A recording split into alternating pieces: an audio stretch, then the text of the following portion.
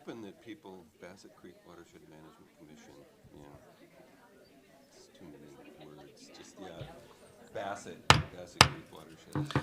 Good morning, everyone. My name is Elliot Payne. I am the president of Minneapolis City Council. And before we convene our meeting, we have two presentations of honorary resolutions. We're pleased to welcome guests to this space to share in these presentations before taking up our agenda. First up is a resolution honoring Mike Welsh for his service representing the city of Minneapolis. And I will welcome up Councilmember Cashman to give that presentation.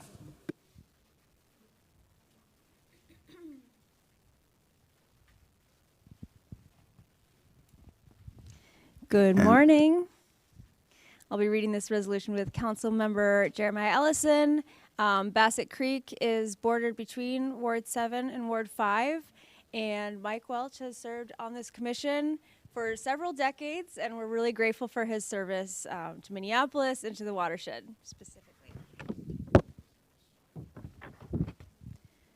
Honoring Michael Welch for his service and dedication representing the city of Minneapolis. Whereas the Bassett Creek Watershed Management Commission is a joint powers organization formed by the cities of Crystal, Golden Valley, Medicine Lake, Minneapolis, Minnetonka, New Hope, Plymouth, Robbinsdale, and St. Louis Park. And whereas the commission is charged with responsibility for the management of stormwater to protect the public health and welfare from flooding and preserve the water quality of lakes, creeks, and wetlands of the Bassett Creek watershed and the Mississippi River as the downstream receiving water. And whereas Michael Welch served as a representative from the city of Minneapolis on the commission for nearly 25 years, from January of 2000 to October of 2024. And whereas Michael provided leadership to the commission over the course of many years by serving as chair from 2006 to 2009, serving as vice chair from 2003 to 2005, and from 2019 to 2024, and serving as treasurer from 2010 to 2011. Whereas Michael actively participated in outreach efforts and engaged with local residents at meetings and events outside the regular commission work. And whereas Michael utilized his expertise and experience in the legal and policy aspects of watershed management to seek solutions to address chloride pollution, bring regional improvements to the Bassett Creek Valley, and advance improvements in diversity, equity, and inclusion in watershed work. And whereas Michael gave his time and his talents without compensation to protect and improve the environment and to serve the public with passion, dedication, and vision. Now, therefore, be it resolved that the mayor and the city council do hereby commend Michael Welch for his exceptional service and dedication to water resource protection within the Bassett Creek watershed and city of Minneapolis. Thank you. You gonna say a word? Sure. I know you're thinking he's way too young looking to have served on anything for 25 years, alas. And it's nice to be here. This is quite a bit more successful than last time I was here, so that's a good thing.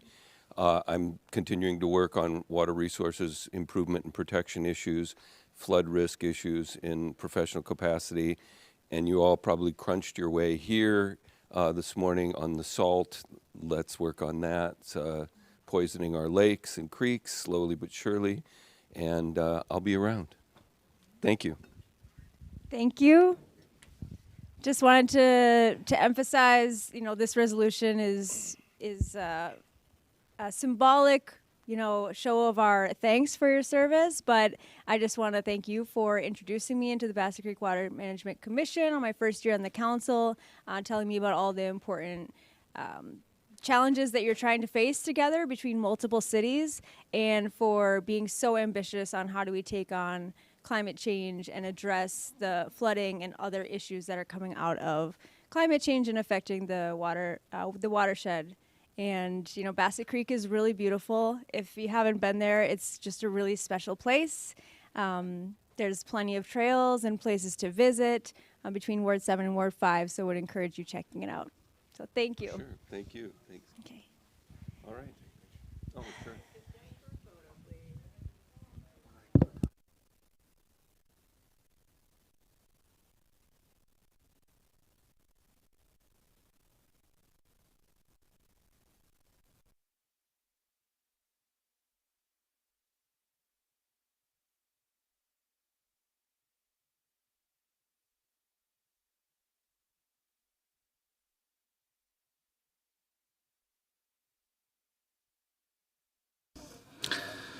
Next, we will welcome up Councilmember Jenkins for a presentation on Human Trafficking and Exploitation Awareness Month.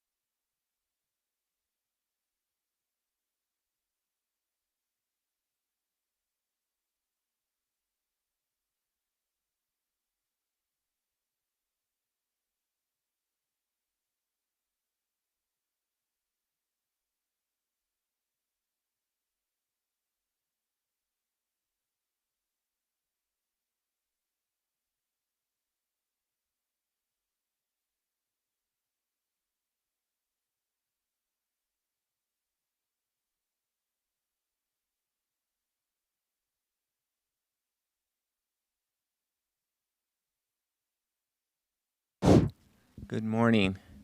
Good morning, everyone. As you can see, we have a very large group of folks who are deeply engaged in this issue. Thank you all for being here.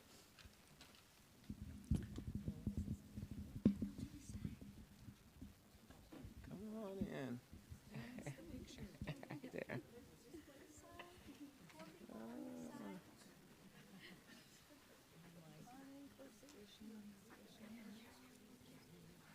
Hello, Artika. I'm well. How are you? Good morning. My name is Andrea Jenkins, council member for Ward 8, and I am so thrilled to sponsor this resolution along with Council Member Palmisano, reaffirming the city's pledge to combat exploitation and human trafficking of all people. And I'm so thrilled that we have a very large contingent of people who are really engaged in working on this issue. Whereas human trafficking remains a significant national and global issue impacting individuals of all ages, and whereas to combat exploitation and trafficking, the United States Congress passed the Trafficking Victims Protection Act, TVPA, in 2000, reauthorizing it multiple times to strengthen protections and interventions. And whereas people in our community, especially those from marginalized groups, continue to face sexual and labor exploitation and trafficking. And whereas the ongoing exploitation and trafficking of people who are deeply rooted in the legacy of colonization and slavery, systems of oppression that historically commodified and trafficked people, particularly people of African descent, indigenous peoples, and other marginalized communities, and continue to perpetuate inequality, vulnerability, and the exploitation of individuals to this day. And whereas people experiencing poverty, homelessness, chemical dependency, mental health challenges, and those identifying as LGBTQIA+, or from Black, Indigenous, or people of color communities, including individuals born outside of the United States, regardless of immigration status, are at increased risk of trafficking and exploitation. Individuals involved in transactional sex, particularly those from communities of color or identifying as LGBTQIA+, face significant stigma and are disproportionately criminalized. And whereas the term transactional sex is used here to acknowledge a broad range of experiences as endorsed by the Process Advisory Group for the Safe Harbor for All report. And wow, Safe Harbor for All, that's a long time ago. And whereas Whereas it is crucial to support the dignity and safety of those involved in transactional sex while recognizing the vulnerability that often leads to exploitation and trafficking. Whereas in December 2013, the City Council adopted a resolution committing to combat juvenile sex trafficking and has since implemented policies, programs, and collaborative efforts to support survivors and prevent exploitation. And whereas the city has demonstrated leadership through the work of the Minneapolis Police Department, the City Attorney's Office, the Office of Immigrant and Refugee Affairs, in Neighborhoods Community Relations Department, our Health Department, our Civil Rights Department, and other agencies. And whereas the city has furthered our commitment by raising the minimum wage to $15, enacting paid sick and safe time for low-wage workers, protecting adult entertainers, funding a trafficking prevention position, and investing in co-enforcement of labor ordinances. And whereas the city is implementing the Blueprint, a holistic response to human trafficking and exploitation, a framework for action, developed through extensive stakeholder engagement, which outlines best practices for combating trafficking. And whereas the city invested $650,000 in our COVID relief, our ARPA funds, for the Upside initiative, providing intensive support to individuals affected by commercial sex exploitation and trafficking, and reached 4,341 individuals through outreach and group initiatives. And whereas the success of the Upside initiative highlights the critical role of community-based supportive services that meet the comprehensive needs of trafficking survivors, addressing their basic short-term and long-term needs to ensure healing. Whereas recent political shifts, particularly after the 2024 presidential election, have created an atmosphere of fear, particularly within the non-U.S. born and LGBTQIA plus communities, heightening their vulnerability to trafficking and exploitation. And whereas the uncertainty surrounding immigration status and legal protections exacerbates the risk of trafficking, as survivors may be fearful of government authorities and reluctant to seek help.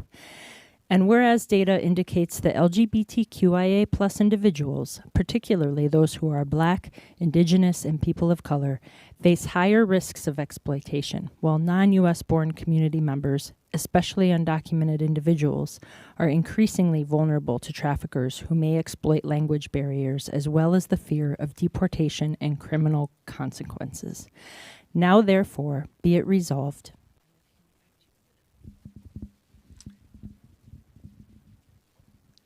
that the mayor and city council do hereby recognize January 2025 as Human Trafficking and Exploitation Awareness Month. The city reaffirms its commitment to ensuring Minneapolis remains a safe, inclusive, and peaceful place for all individuals regardless of age, gender, culture, immigration status, or identity. Furthermore, the city pledges to continue advocating for the rights and safety of those most vulnerable to exploitation and trafficking, particularly the LGBTQIA plus and immigrant communities, and to ensure policies and programs are responsive to their unique needs. Thank you. And I know that we have a number of speakers that would want to share a few thoughts and words. And I have a list. All right. So, okay. I think we're going to start with Ms. Artika Roller, the CEO of Cornerstone. Thank you. Good morning, Council President and Council members. Again, my name is Artika Roller. I'm the Executive Director of Cornerstone Advocacy Services, and I am honored and proud to speak to you today. First, I would like to extend our heartfelt thanks to Councilwoman Jenkins for her years of dedication, partnership, work, and unwavering commitment to giving a voice to victims and survivors of sex trafficking. Your efforts have made a profound impact on our community and personally myself. Minneapolis youth exhibit higher levels of multi-risk factors when compared to all of Hennepin County's youth for sexual exploitation and trafficking. In addition, studies conducted through partnerships with the Women's Foundation throughout the state of Minnesota have pointed to the fact that Black and Native Americans are disproportionately affected by sexual exploitation and trafficking. The intersectionality of sex trafficking and racism significantly impacts the Black community, and it is critical that we continue to address this issue as partners. The overrepresentation is often linked to systematic failures, socioeconomic disparities, and adultification of brown and Black youth. The perception that brown and Black girls are in less need of compassion and care makes them more vulnerable to exploitation and trafficking. Addressing these intersectionalities and these intersection issues is essential to providing effective support and preventive measures. We have a history of working together and doing this work through the Safe Harbor Law that was mentioned and that enacted support, protection to serve youth. The city has also created a comprehensive blueprint that includes anti-sex trafficking investments. Nonprofits like ours are deeply committed to this partnership. We have with the city of Minneapolis, and we look forward to continuing this vital work together, and this work that centers victims and survivors in a holistic practices. I invite us to embrace today's resolution as not only a resolution, but a call to action for moving this work forward. I believe that we are stronger together and we can create a safer community for everyone. Again, thank you for the recognition and the importance of this issue and for your continued support of the nonprofits in our community that are doing this work. Thank you, Ms. Roller.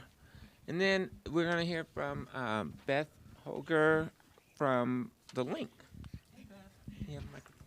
Thank you. Oh, okay. Good morning. My name is Beth Holger, and I'm the CEO of The Link, a youth and adult-led nonprofit here in Minneapolis. I'm also a resident of one of the best parts of the city, the Camden neighborhood. Yes. I first and foremost want to thank you, Councilmember Jenkins, Councilmember Palmisano, and Palmisano, and also Councilmember Ellison. You three have been just champions of trafficking over many years. Thank you so much for bringing this resolution forward, and to all of you on City Council, including President Payne, for your support. The Link provides, for those of you that don't know, The Link provides frontline services for emergency shelter, housing, street outreach, and a lot of different supportive services for youth victims of sex trafficking within Minneapolis and, frankly, the whole state. I have had the opportunity and honor to work with many victim survivors of sex trafficking for nearly 25 years. I started young. What I can say is that these children and young people are truly amazing. They're resilient. They are smart, they have goals for themselves, and they are also some of the toughest human beings I've ever met. And incredibly have taught me so much and been very inspiring to me. And thankfully, we have many of them here in community with us today. But that said, they've gone through a life of abuse that no youth or adult should ever have to face. Violence and exploitation. I personally have worked with many trafficking victims, and I know others up here have too, who have been beat with baseball bats, thrown out of moving vehicles by their buyers or pimps on freeways, who have had their babies kidnapped by their traffickers as leverage and manipulation, and have had a young person that was beaten so badly she was in a coma for 1 month over at HCMC. And now is suffering from a traumatic brain injury. And the reason I say this, I could go on and on, but I know I'm limited to 2 minutes, but I want people to understand how serious sex trafficking is. It's literally a life or death issue. We lose many, many, many trafficking victims way too young, way too soon. I cannot imagine the difficulty of the decisions that you all have to make as city council. And truly thank each of you for your service and sacrifice for the city. Even still, I really hope that you will continue to keep victims of trafficking on your list of priorities to support during your budget-making process. From continuing the commitment the city has made to the blueprint, to making sure the blueprint's recommendations get implemented and funded. And also, It would be wonderful to reestablish the Upside Collaborative. We are part of that. That was wonderful work. And then also to support our upcoming community's wishes to have trafficking services available and funded within the new Community Safety Center, which I'm so happy to say the Link, our partners, the Family Partnership and Cornerstone will all be able to provide support out of. Most importantly, during Human Trafficking Awareness Month, I want to make sure we all remember and honor the survivors, the brave survivors of sex trafficking who are here with us, and also those who we have lost. And I also want to uplift, I brought a lot of our staff here today from the Link. I'm so grateful to work with an amazing team of people who are around the clock, literally 24/7, working with victims and literally saving people's lives, as well as with amazing community-based partners and system partners. So thank you so much for this resolution. Thank you, Beth. Thank you so much. Then our next speaker will be Ian Smart from the Pride program at the Family Partnership. Hi, Ian. Good morning, everyone. Thank you so much for being here. So I'm with the Pride program with the Family Partnership. I am the Pride program manager. And Pride, like Beth said, works with victims of sex trafficking, sexual exploitation. And we just want to thank you all this morning for continuing to partner with us, to do this work, to support us. This work hits home for a lot of the team and for the people that we see on a daily basis. A lot of these youth coming in go through so much during their life, go through so many people telling them no, and that they won't ever amount to being anything, and that they won't ever get past what they're facing currently in life. But it is because of this today, is because of this council, is because we've made January 2025, again, Human Trafficking and Exploitation Awareness Month possible, that these young people continue to have a voice, continue to have people that can support them, and continue to have people that can say yes to them. It is powerful for someone to come along and say yes to someone that has been told no most of their life. And again, it is because of you all in this room, it's because of this council, it's because we're all here that these young people get this voice. Again, I just want to say thank you on behalf of the Family Partnership, and thank you to the council, thank you to our community members, thank you to all of us in this room that partner in doing this work. Thank you all so much as we continue the fight against sexual exploitation and sex trafficking. So thank you all so much. Right on, Ian. Thank you. Next, we're going to hear from Joy Friedman. Hey, Joy. Hi, my name is Joy Friedman. I am a subject matter expert with lived experience. I am one of the people they're talking about. So this month, being aware of victims like myself who are still trapped in this, it's very important because this is not a one and done situation. This collaboration here, these teams that have been putting in the frontline efforts to work with individuals like me, without them, I would not be here. Law enforcement being educated and being able to direct me in a safe place. It took 13 treatments before I got the connection to where I needed to be to deal with the sexual exploitation that happened to me. I support all the work that's being done here because it's about us, and having us involved in it is key factors. So, Ms. Sanu, I just want to commend you on being the leader, on pushing this forward, and continuing to have this movement not go to the back burner. I've worked with the Link, I've worked with Cornerstone, I've worked with Pride, and at the end of the day, all these programs are working for us. So we need the support to continue. We need not only the city to be continuing investing in this, but this is a county issue as well. So we need your support to continue this so individuals like me can get out and have a productive place to go. I own my own consulting business now. It's called The Missing Piece. It stands for Promoting Education Awareness Through Community Engagement. And that's what it's going to take. We need you guys. We need all of you. We need everyone to care about this because it's not that I'm one of those people or we're one of those people. We are community members. And we need our community to support us and assist us on getting back in track and being back in the community in a positive way. Thank you. Thank you, Joy, for bringing in the need to have the county involved, because sometimes this can become a criminal issue, right? And we know that people are being trafficked. So our next speaker will be Madeline Lohman from the Advocates for Human Rights. Thank you, Council Member. I'm Madeline Lohman, the Advocacy and Outreach Director with the Advocates for Human Rights. The Advocates for Human Rights has been working on anti-trafficking since 2008 when we were asked by the state legislature to examine Minnesota's response to sex trafficking. And I've been honored to work with Sunu Shrestha on developing the blueprint for Minneapolis.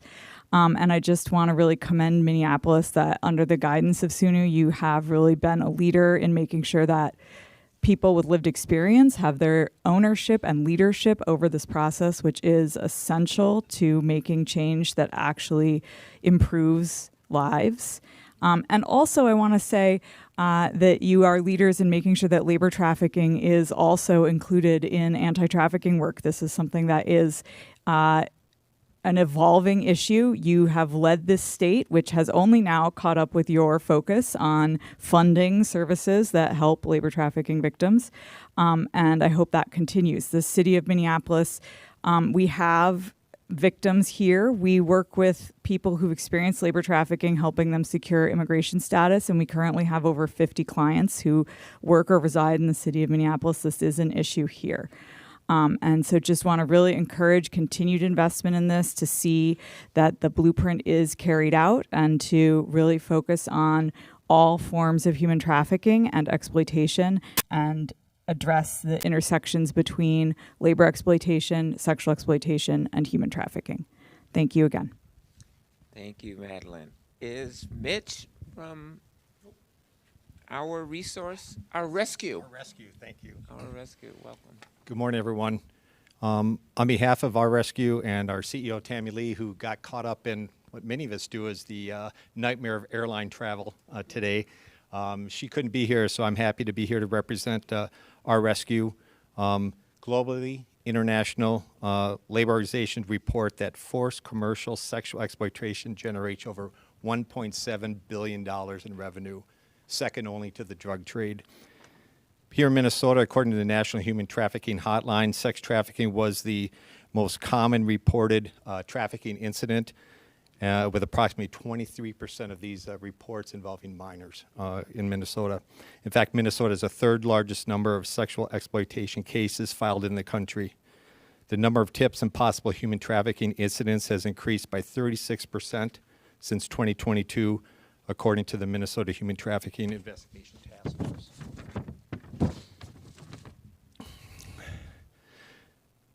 This work was so important that we are moving our Rescue headquarters to Minneapolis, and we'll be announcing our location as part of the National Human Trafficking Prevention later this month.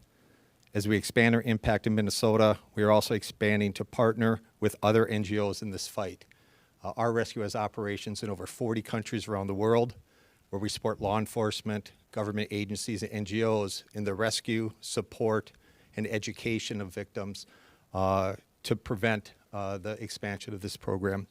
This month, we are awarding a $50,000 grant to the Minnesota Indian Women's Resource Center, based here in Minneapolis, and a $10,000 grant to the St. Cloud nonprofit Terra Birth Refuge.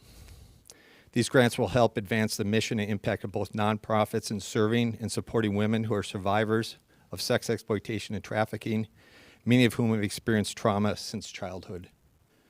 We invite you to join the fight with us, take the pledge, and watch our documentary at ourrescue.org, which we recently released, that's titled When Survivors Speak. We thank the City of Minneapolis, Council Members Palmisano and Jenkins for their leadership and partnership with Our Rescue on the fight to end human trafficking and child exploitation. Thank you. Thanks, Mitch. Next speaker will be Sophia Maceda from the Minnesota Department of Health. Good morning, everyone.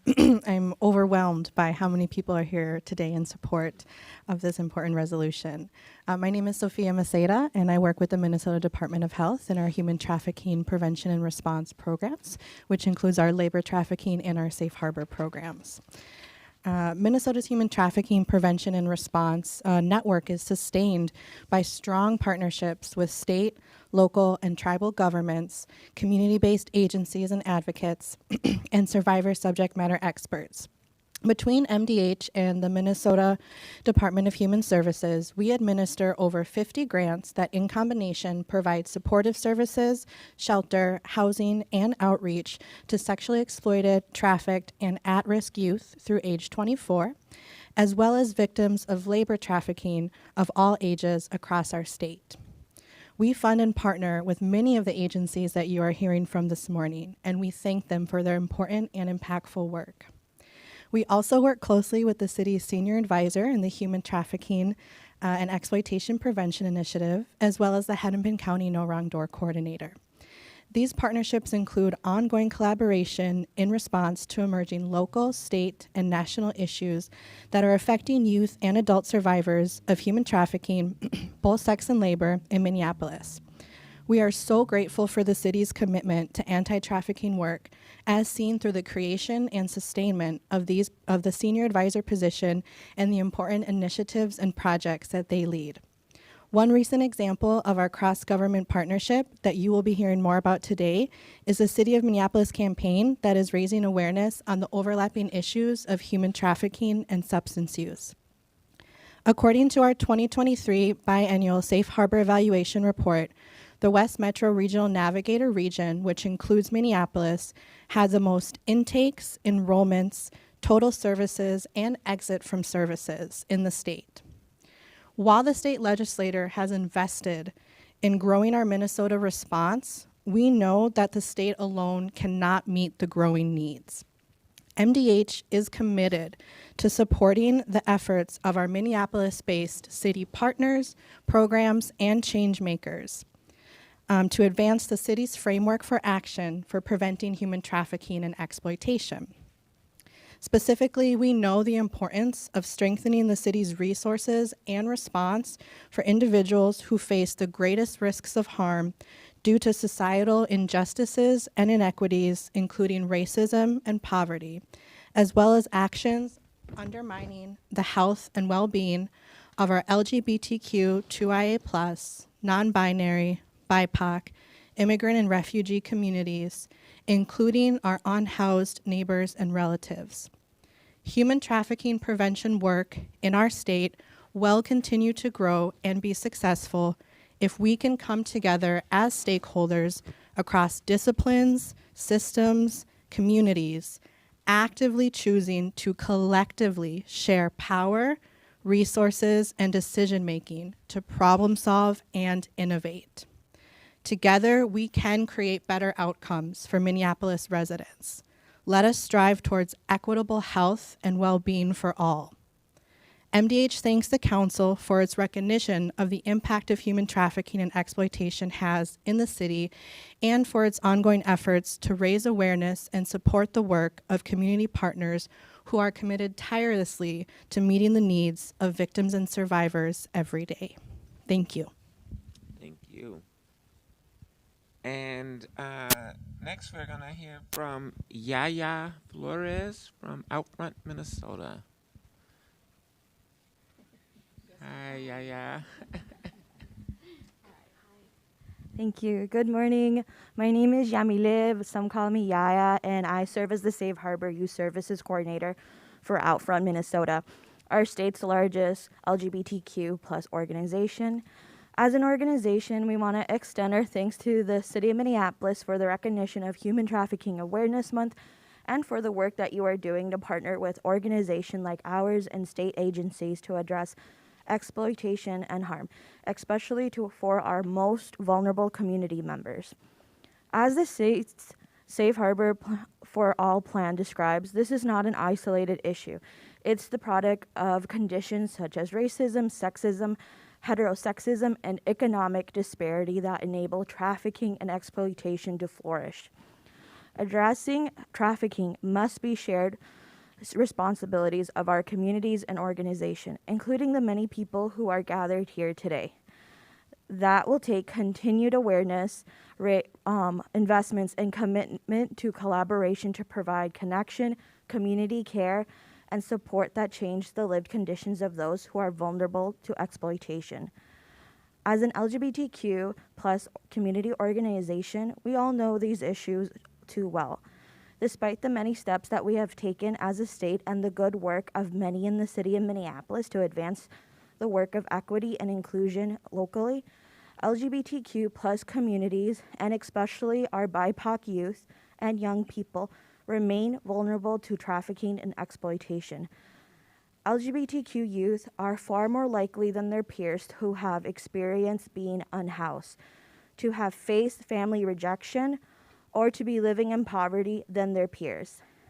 And they are less likely than their peers to seek out support, services, or resources.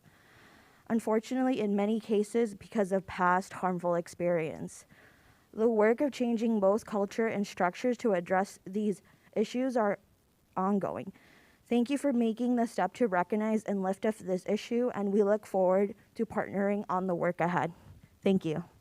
Thank you so much. Thank you. You want to grab that? And then we have a speaker from Setul. I'm not sure. I'm here. All right, wonderful. I'm not sure who's going to do that, but yay. Hi, everyone. My name is Ignacia Ambris, and I am a member of the Centro de Trabajadores Unidos en Lucha, which many of you know as CTUL.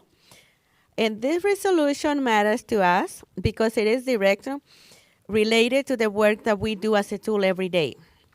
We hear from workers across the city and everywhere who don't know their rights as a worker, or they are afraid to come forward when they are experiencing labor exploitation because they risk losing the little they have, like housing, jobs, if they have little kids. So they are afraid to talk. And that's what we do as a tool, give them the tools. When workers are afraid, it creates more opportunity for trafficking and exploitation to happen.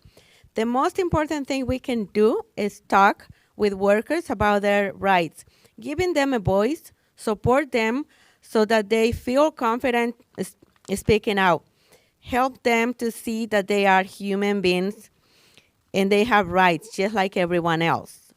We are glad to see the city bringing the resolutions and commitment to continue fighting against all forms of trafficking and exploitation. And we know that the real impact comes from policy change and where the city invests resources. The council took an important step in the last budget by increasing ongoing co-enforcement funding. It's things like that that show the council is serious about protecting workers from exploitation, and that it's not just words on paper. We look forward to continue to partner with the city to ensure that we are doing everything we can together to protect workers and stop exploitation. And I just wanted to thank every one of you that is here, everyone in the back, because the work that you guys do is that it helps us to keep doing the work that we do. And that's all I have. Thank you. I just want to add that I'm Sue from Setul, and I want to make the point that sex trafficking and human trafficking is not a new thing. It started way back when colonization hit. The first human trafficker and sex trafficker was Christopher Columbus. And as a person who is indigenous, who is LGBTQ, who is a survivor, and I just want to say thank you. Thank you, everyone, for doing what you do. Because if it wasn't for you, who knows where us survivors would be. Thank you.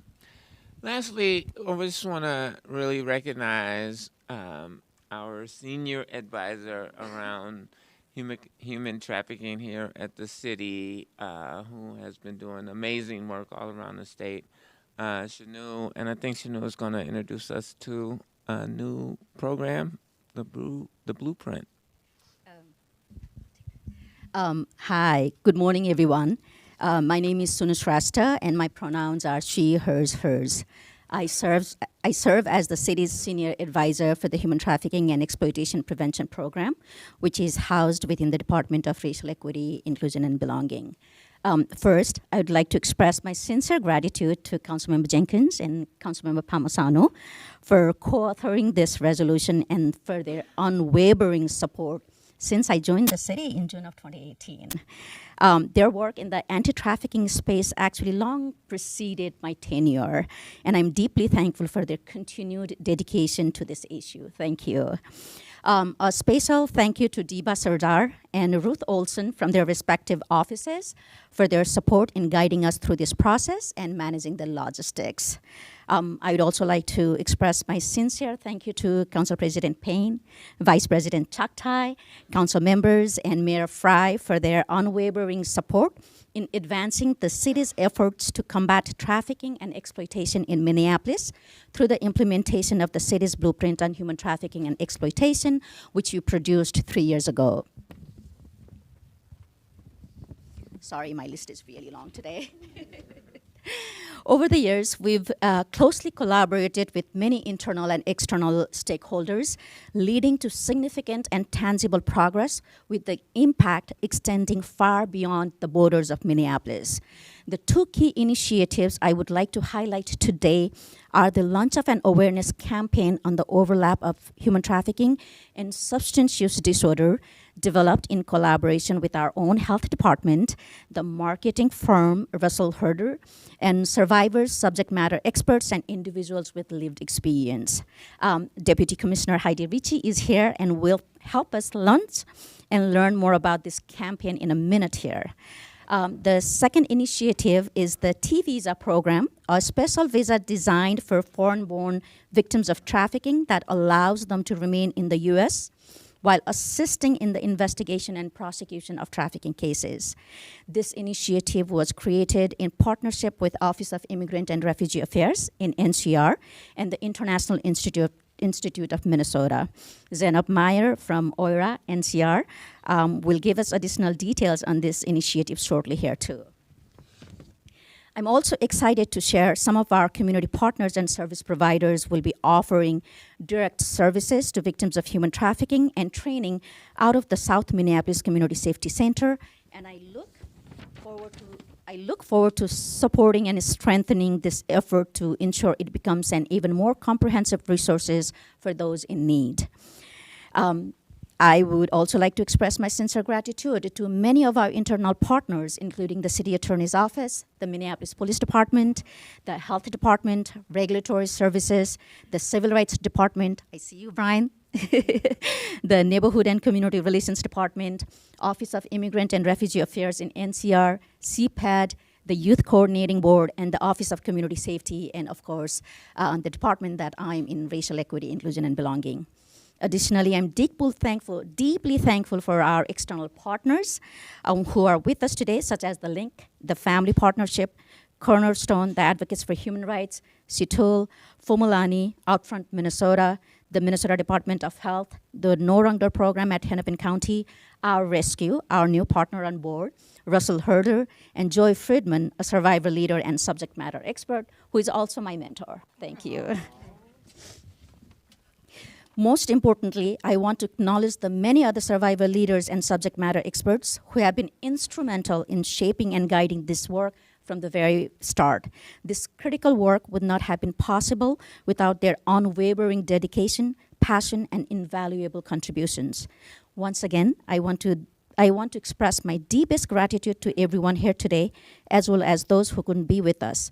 I look forward to our continued collaboration as we work together to create a healthier, more just and inclusive community where everyone has the opportunity to thrive equitably. And with that, I pass this microphone to Deputy Commissioner Heidi Ritchie. Thank you, Sunu. Hi, everybody. Heidi Ritchie, Deputy Commissioner of Health for the Minneapolis Health Department. Sex trafficking thrives in silence, and it's up to all of us to recognize the signs. To that end, we, as has been mentioned, we are partnering with REIB and Russell Herder with funding from the Minnesota Department of Health to launch an awareness campaign around sex trafficking and the intersection between that and substance use.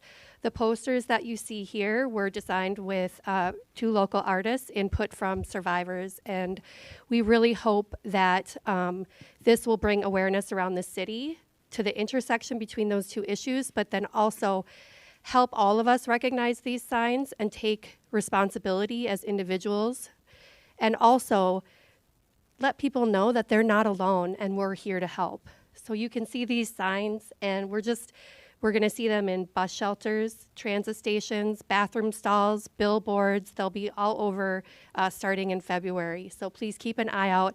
And just remember, this is up to all of us to combat this issue that we all know has been a bane of our existence since we came into being as a country. So thank you so much. And I will pass it back to Sunu.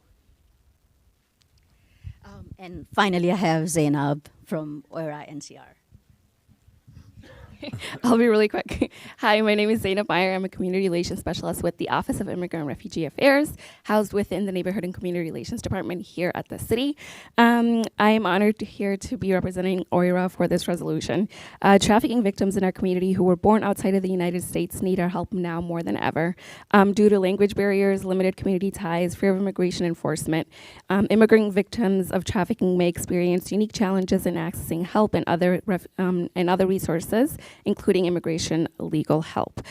Trafficking victims born outside of the U.S. may not also be aware that they qualify for immigration status in the U.S. through a T visa, and with the City of Minneapolis in collaboration with the International Institute of Minnesota, as Sunu mentioned, there is a new video available in multiple languages on T visas and resources for victims of trafficking. We currently have the video in English and Spanish, and other languages are coming soon.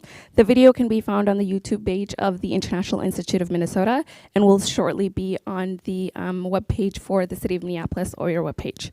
The city is committed to supporting residents, including immigrant victims of trafficking, and achieving lives of safety, dignity, and opportunity. Thank you. Wow. I just want to really just thank everyone who is here today, who is working on this pernicious issue that has been stated is not a new issue, and certainly been one that I have been engaged in for a very long time. And so, and the table was not quite this big, but it's growing. And so thank you all for your efforts and your work that you do each and every day to help create survivors and bring people into the lives that they can lead for themselves. So thank you all so very much. And I don't know if we can all kind of just squeeze in. I'm going to pull up a little bit because I think we're going to have a lot of lines going back there. And we want to make sure we get our artwork in here. Squeeze on in. Between those 2 black lines on the floor.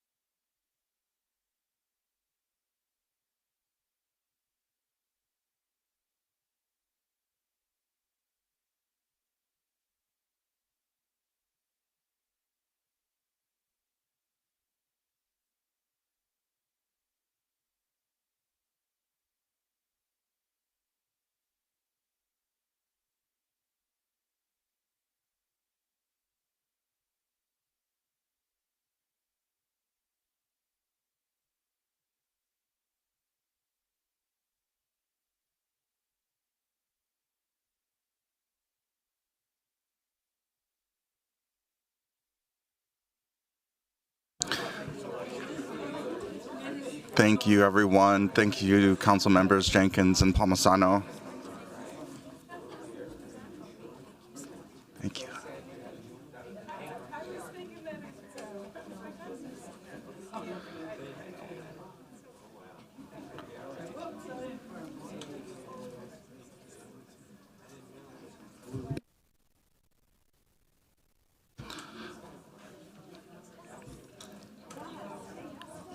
Our next resolution will be presented by Councilmember Jenkins on Stalking Awareness Month.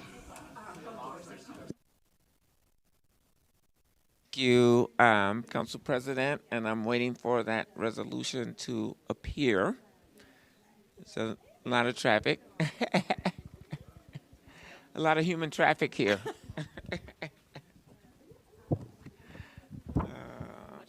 Good morning.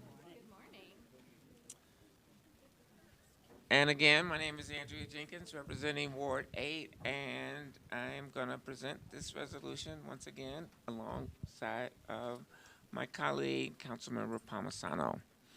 This resolution is recognizing January as Stalking Awareness Month.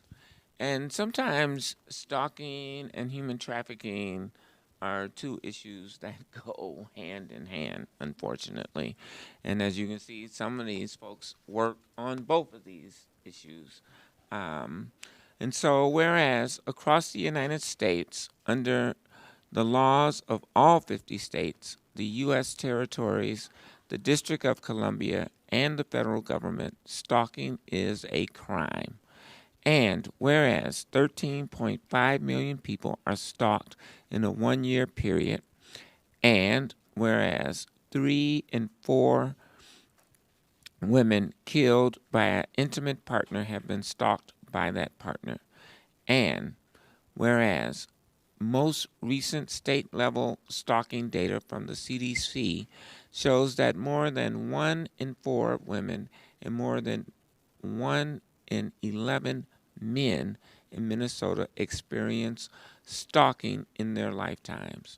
And whereas stalking victims experience higher rates of chronic pain, frequent headaches, sleeping difficulties, issues with vision, and asthma than the general population, and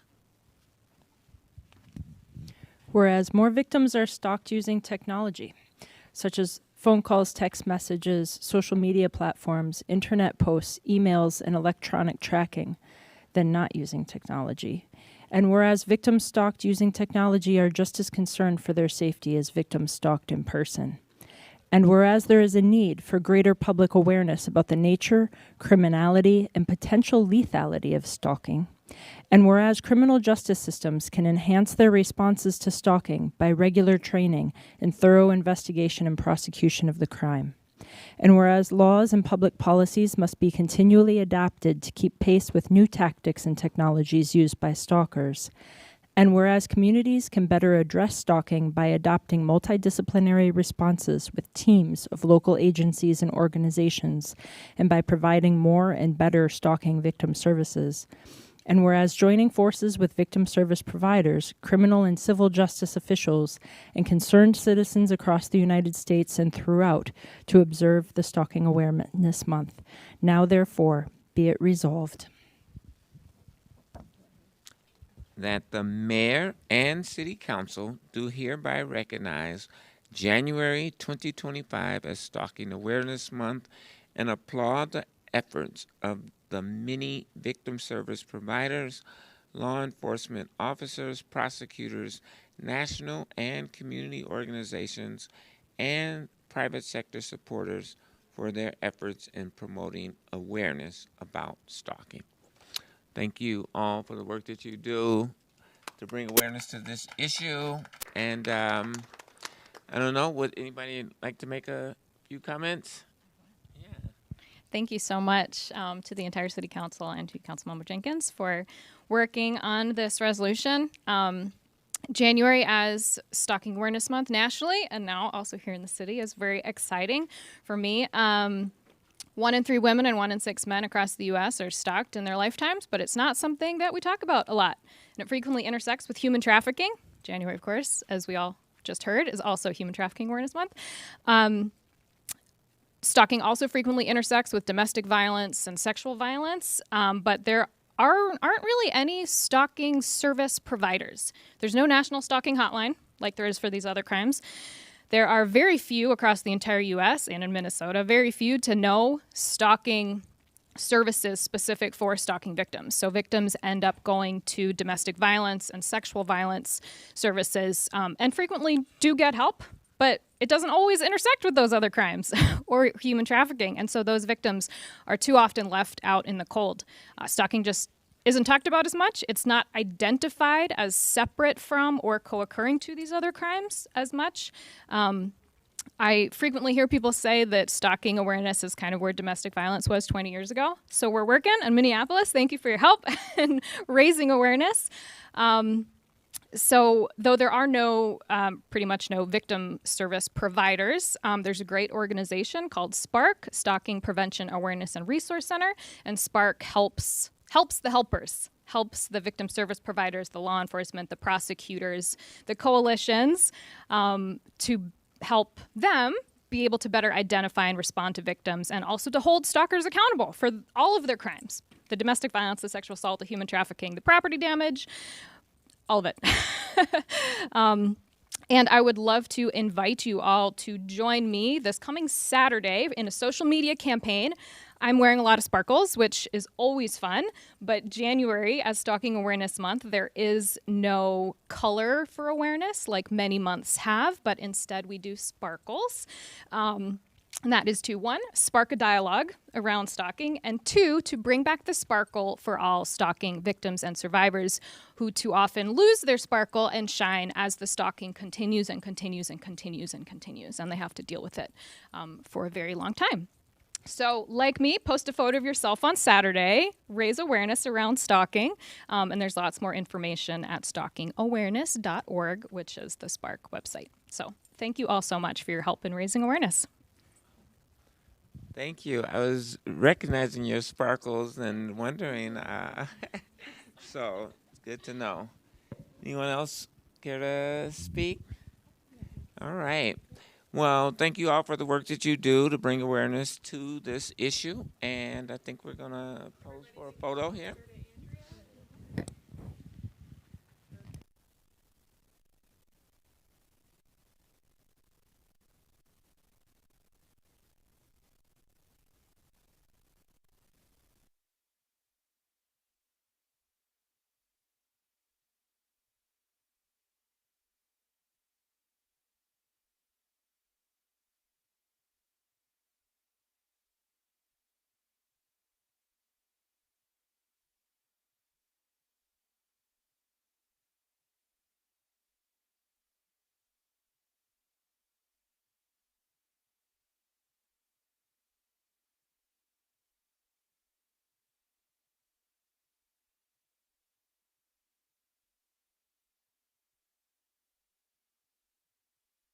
Thank you, everyone, for those presentations. At this time, I'm going to call this regular meeting of the City Council for January 16th to order. I'll note that Councilmember Osman is away, and the clerk will call the roll. Councilmember Chowdhury. Present. Councilmember Cashman. Present. Councilmember Osman is absent.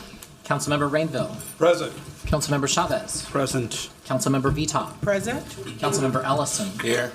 Councilmember Koski. Present. Councilmember Wansley. Present. Councilmember Jenkins. is Present. Councilmember Palmisano. Present.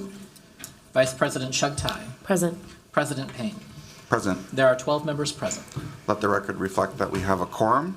Before we begin the meeting, I want to offer a friendly reminder to all members and staff that this meeting is broadcast live to enable greater public participation. The broadcast includes real-time captioning as a further method to increase the accessibility of our proceedings to the community. Therefore, all speakers need to be mindful of the rate of their speech so that our captioners can fully capture and transcribe all comments for the broadcast. We ask all speakers to moderate the speed and clarity of their comments. Before we take up our agenda for today's meeting, I'll recognize Councilmember Palmisano for a motion. Councilmember Palmisano. Thank you, Mr. President. Last Monday, after an extensive legal briefing, we authorized the settlement of claims in the litigation matter of U.S. Department of Justice versus the City of Minneapolis and its police department, otherwise referred to as the consent decree with the Department of Justice. This was one of the most important and historic actions this body has taken and likely will take in many decades. As a body, we were united in our support for authorizing the consent decree. However, one of our members was not in the chamber when that vote was taken, though he was in the building. So my motion this morning is very specifically to reopen the vote on that consent decree for the sole purpose of enabling our colleague, Councilmember Rainville, to be recorded as part of the vote. He's expressed his support and he wishes to join us in making the vote unanimous to reflect all 13 wards of the city on this consent decree. So I know the clerks have distributed my motion at the dais. I understand that this motion requires a 2/3 affirmative vote, so I'm asking my colleagues to give Councilmember Rainville the same courtesy and grace we frequently extend to one another when we allow members to record their votes when they've been outside the chamber. I don't think this should be controversial, but I recognize it does require a 2/3 vote. With that, Mr. President, I'll move the motion to amend the prior vote so that Councilmember Rainville may be recorded as voting in the affirmative, and I'll ask for a second to that motion and urge my colleagues to all support this effort. Second. Councilmember Palmisano has moved to amend a prior vote. I will recognize Councilmember Wansley. Thank you, President Payne. I'm just trying to understand the order of events. I thought also this might be a chance to just amend the agenda. Is there a way to also just move this to unfinished business so that we can just take up the rest of the agenda as well? Mr. Clerk? Mr. President, you entertained a motion from Councilmember Palmisano, which was duly seconded. The agenda is not yet before the body. The body could certainly take this action now. If Councilmember Palmisano wishes to withdraw her motion and move to amend the agenda to add that as a matter of under unfinished business, that's also an option. But the motion was made and seconded. Okay, since the motion is in front of the body, I do have some questions then for both the clerk and then for the city attorney. From my understanding, I do believe this time last year we did try to entertain another motion where a council member was not tried to also change a vote on a matter that was both already taken up by the body and signed by the mayor. And I believe at that time, Clerk Carl had told that council member, I believe it was Councilmember Jenkins, and then the item was around immigration services through the budget. I think this was like 2 cycles ago, and it wasn't permissible. So I'm trying to understand how it's permissible now. And also, I know there's been concerns around, does this have any impact whatsoever on the court filings in the DOJ? And that likely would be a question for the city attorney. I'll first recognize Mr. Clerk. Thank you, Mr. President. I can't speak to specifics on an example without going back and reopening that specific thing. Rules apply in context for a specific moment, for a specific action. If, as I understood you to say, Councilmember Wansley, there was a vote taken by this body, and while that vote or that action was being transmitted to the mayor, there was a request to change the vote, that can't be done. It's outside the purview of this body. It has been transmitted to the mayor. It could be reconsidered once it came back to this body. So the timing of when certain actions can be reconsidered or renewed or amended or rescinded depends on a multitude of factors. In this particular case, this matter has already been acted on by the council. It's been approved by the mayor.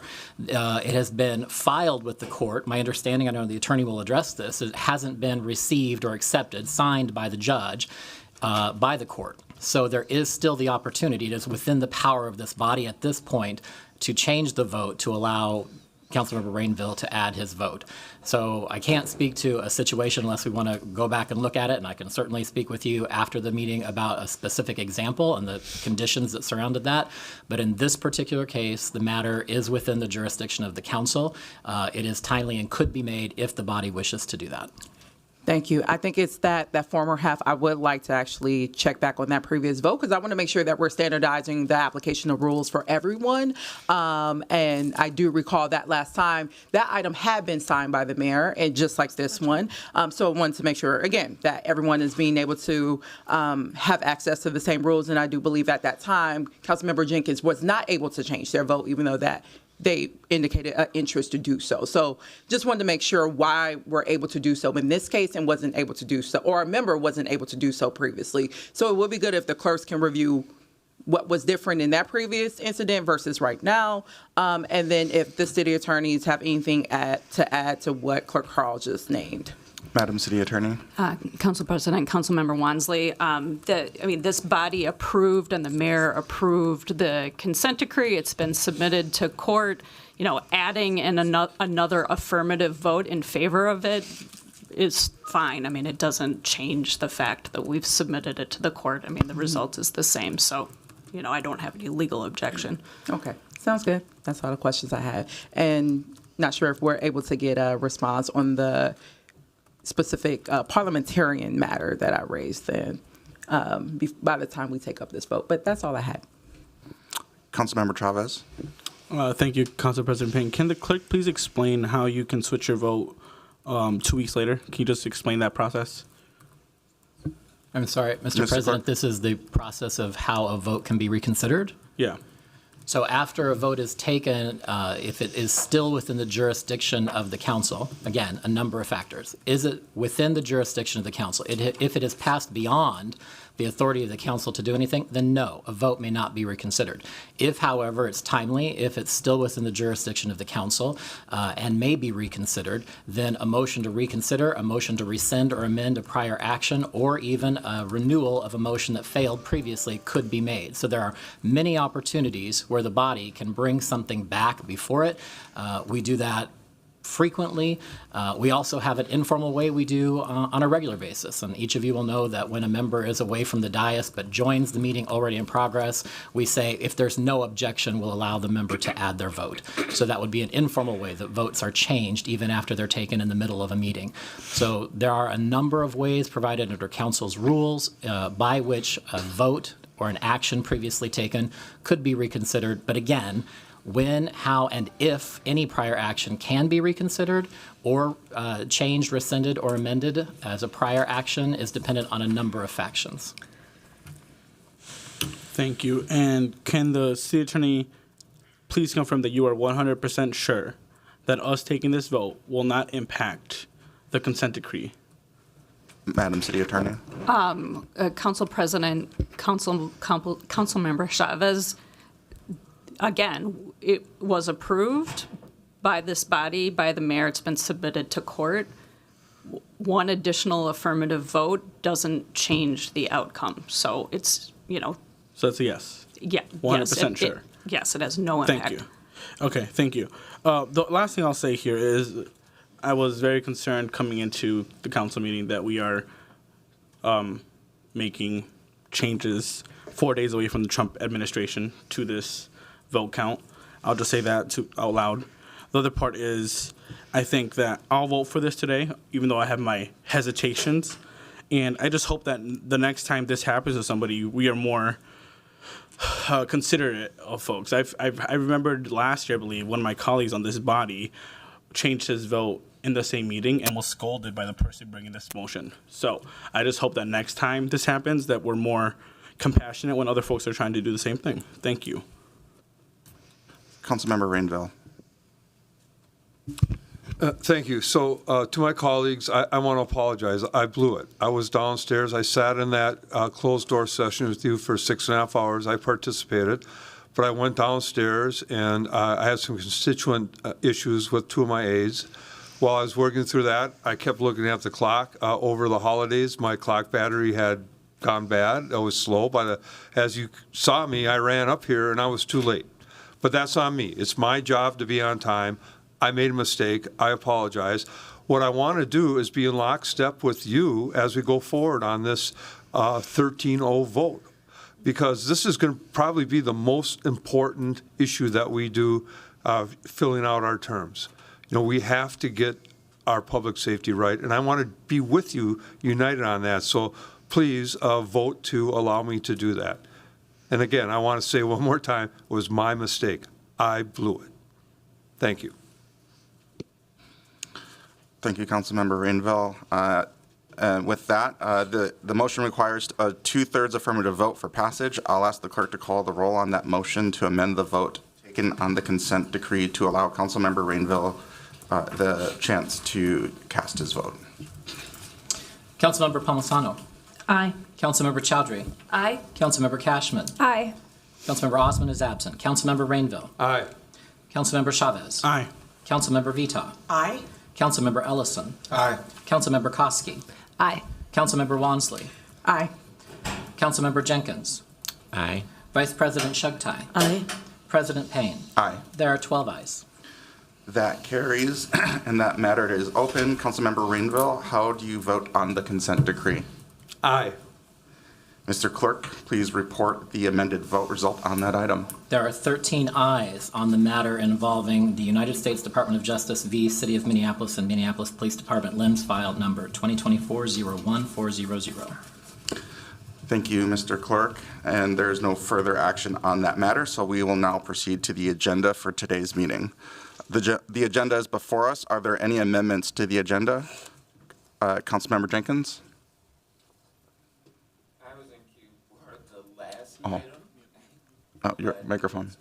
Okay. Apologies, Councilmember. May I have a motion to adopt the agenda? So moved. Second. The clerk will call the roll.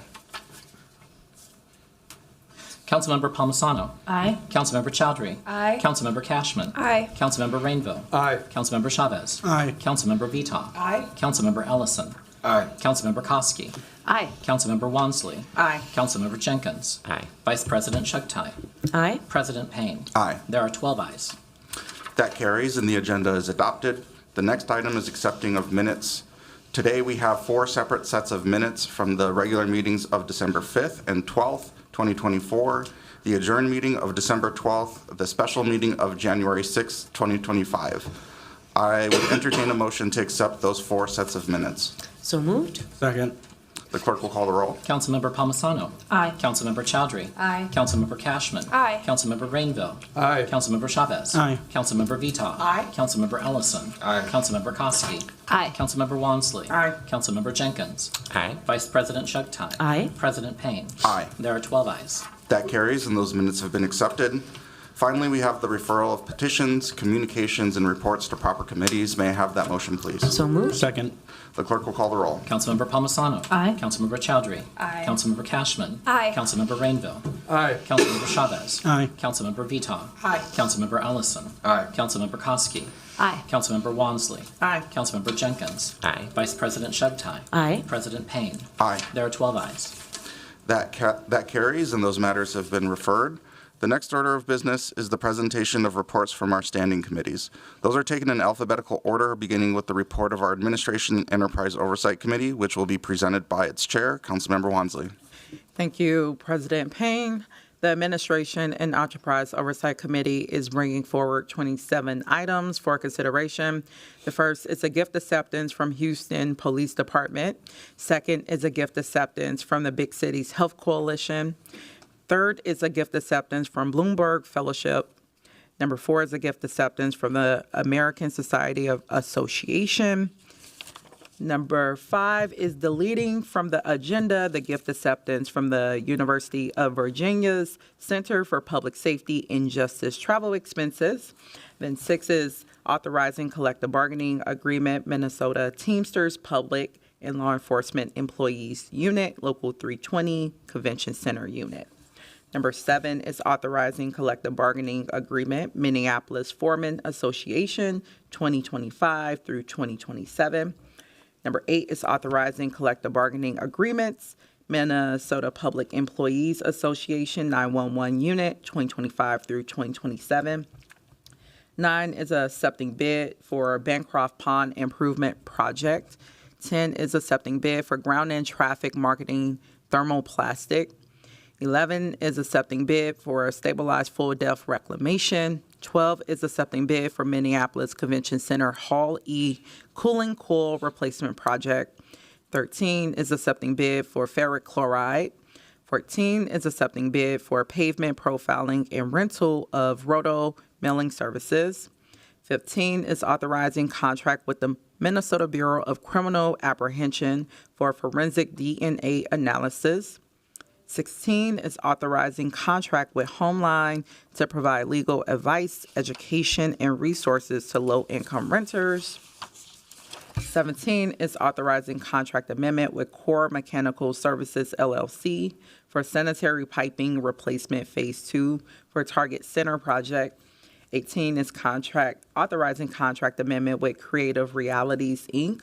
for Target Center IPTV distribution system project. 19 is authorizing contract amendment with Amy Moser Consulting, LLC for 2025 Blueprint Approved Institute training and facilitation. 20 is authorizing contract amendment with Urban Ventures Leadership Foundation for administration of the Pathway to New Beginnings Gun Diversion Program. 21 is authorizing contract amendment with Ready Rebound, Inc. for firefighter recovery services. 22, authorizing contract amendments with various vendors for 2024 Homegrown Minneapolis Community Projects. 23 is authorizing contract amendment with Be Fresh Productions, LLC for public community media access services. 24 is authorizing administrative adjustments to the Partnership Engagement Fund. 25 was forwarded without recommendation. It's approving a legal settlement workers' compensation claim of Troy Walker. 26 is approving legal settlement Miguel Lozada Correa v. City of Minneapolis. Then 27 was approving election judge and deputy city clerk appointments for the January 14, 2025 Senate District 60 special primary and the January 28, 2025 Senate District 60 special general election. I'll move approval on all of those items except number 5, which I move to delete, and items 25, which I'll also move for discussion as separate votes. Councilmember Wansley has moved the report, including deleting item number 5, and we will take up all items except item 25, which we will have a separate discussion and vote for. Are there any discussions on the remaining items? Councilmember Chowdhury? Thank you so much, Mr. President. I just wanted to make a comment on item number 6, 7, and 8. These are collective bargaining agreements, and I just wanted to highlight gratitude that these collective bargaining agreements have moved forward. These are our emergency responses, operations supervision, public-facing services, and I wanted to particularly note the Teamsters bargaining agreement for the convention center workers. They were in our chambers here in October, advocating for a living wage for their hourly workers that are essential to making sure that our convention center is clean, operational for the thousands of visitors that come into our city. And I just want to thank them for their advocacy coming into the chambers, and I'm express gratitude for our labor relations team in getting these contracts done, but particularly that contract as they reached out to all of us, I believe. So I just wanted to make that comment. Councilmember Palmisano. Thank you, Mr. Chair. Wanted to speak briefly on item number 27. Just a quick note to say thank you to our incredible elections team who pulled together a primary with 15 days notice. 15 days. This was a Herculean effort to confirm polling places, recruit election judges, ready equipment, and provide high-caliber election day services that we have all come to know and expect. Our sincere appreciation for their service. Well said. Seeing no one else in queue, I'll ask the clerk to call the roll on the report, including the deletion of item number 5 and taking up item 25 as a separate item. Councilmember Palmisano. Aye. Councilmember Chowdhury. Aye. Councilmember Cashman. Aye. Councilmember Rainville. Aye. Councilmember Chavez. Aye. Councilmember Vita. Aye. Councilmember Ellison. Aye. Councilmember Koski. Aye. Councilmember Wansley. Aye. Councilmember Jenkins. Aye. Vice President Shebtai. Aye. President Payne. Aye. There are 12 ayes. That carries, and those items are approved. Next, we will take up item number 25. Is there any discussion on that item? Not seeing anyone in queue, I will ask the clerk to call the roll. Councilmember Palmisano. Aye. Councilmember Chowdhury. Aye. Councilmember Cashman. Aye. Councilmember Rainville. Aye. Councilmember Chavez. No. Councilmember Vita. Aye. Councilmember Ellison. Aye. Councilmember Koski. Aye. Councilmember Wansley. Nay. Councilmember Jenkins. Aye. Vice President Shebtai. Nay. President Payne. Aye. There are 9 ayes and 3 nays. That carries, and the full report is adopted. The next report is from our Budget Committee, and that report will be presented by that committee's chair, Vice President Shebtai. Thank you, Mr. President. The Budget Committee is bringing forward 2 items today. Item number 1 is 2 appointments to the Capital Long Range Improvement Committee to fill seat 5, which represents Ward 3, and seat 26, which represents Ward 13. And then item number 2 is approving the establishment of and approving the salary schedule for an appointed position in the Police Department of Bureau Chief Civilian. I will move approval of the committee's report. Vice President Chugtai has moved approval of the Budget Committee's report. Is there any discussion? Councilmember Palmisano. Thank you, Mr. Chair. I'd like to briefly highlight the appointment of 13th Ward resident Andreas Gaston to the Capital Long Range Improvement Committee. Andreas is thoughtful, hardworking, and eager to learn. I think he'll be a great addition to CLIC, and I'm thankful for his willingness to serve in this capacity. Thanks.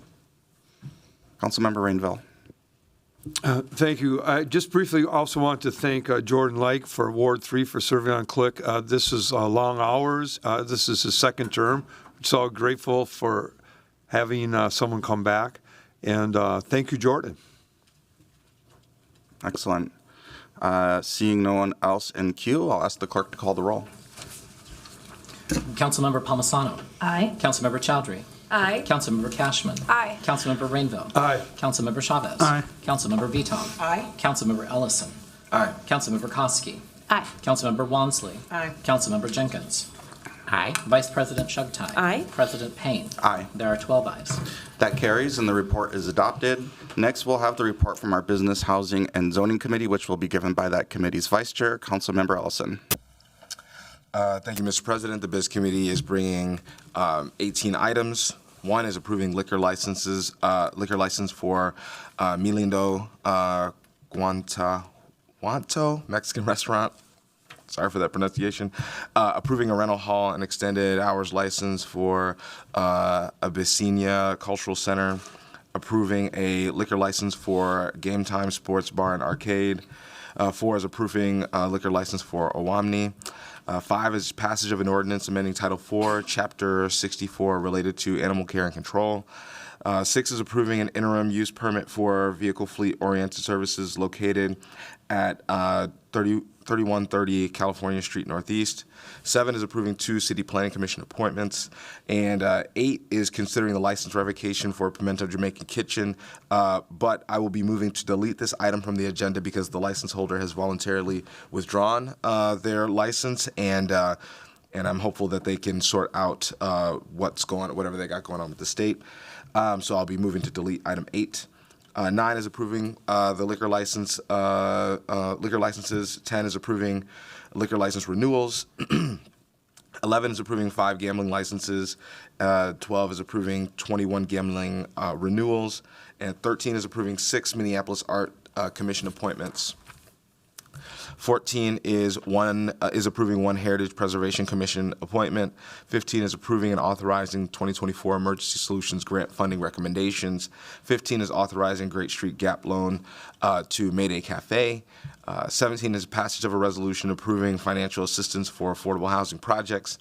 And 18 is authorizing amended terms for the land sale located at 1828 DuPont Avenue North. And so I'll be moving approval of all items except item 8, which I will move to delete.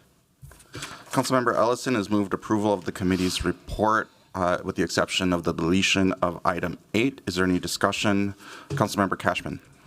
Thank you, Mr. President. I just want to thank the business license managing team, as well as Attorney Fussy and Clerk Amber and so many other colleagues for kind of putting all hands on deck to support Pimento on the Lake, which is a Jamaican restaurant that's in Ward 10 on the border with Ward 7. And it's really just a special place on the lake to have food, drinks, etc. So I'm grateful that we're able to delete this revocation from the agenda, that they will be able to sort out their business license in time to get back open in the spring, because they're actually closed for the winter. So we do have some time now to get that sorted and make sure that this business is back up and running by the spring, and that we can continue to enjoy Pimento on the Lake at Bede Makaska. So thanks to all the staff who put in time on this.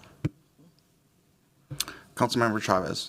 Thank you, Council President. I'm excited about item number 16, which seeks approval of Overgrade Street's gap financing loan to the newly formed Mayday Cafe Workers Cooperative so they can purchase the Mayday Cafe located on 34th and Bloomington in the Potterhorn Park neighborhood. Since the fall of 2023, workers have stepped up to organize and transition this space to operate as a Mayday Cafe as a worker cooperative. This is really exciting. I just want to show appreciation for staff for executing this. Seeing no one else in queue, I will ask the clerk to call the roll on the committee report, including the deletion of item 8.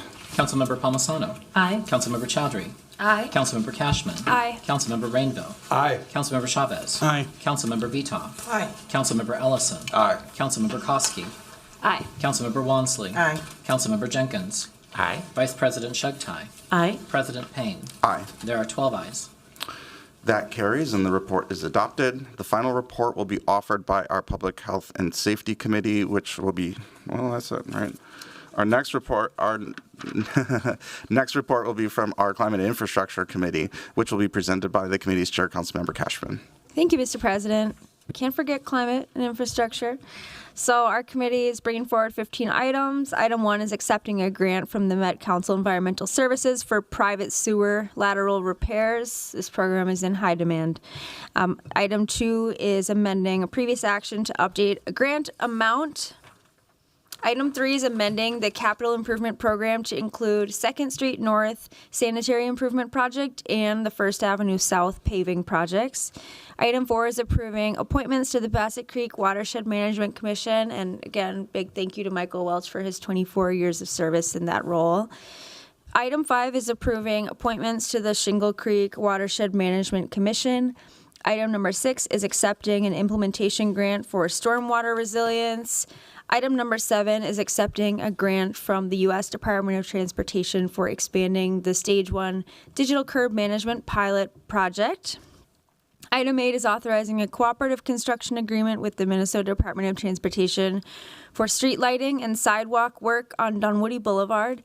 Item 9 is authorizing an agreement with the Met Council and BNSF Railway Company related to the Loose Line Regional Trail Bridge.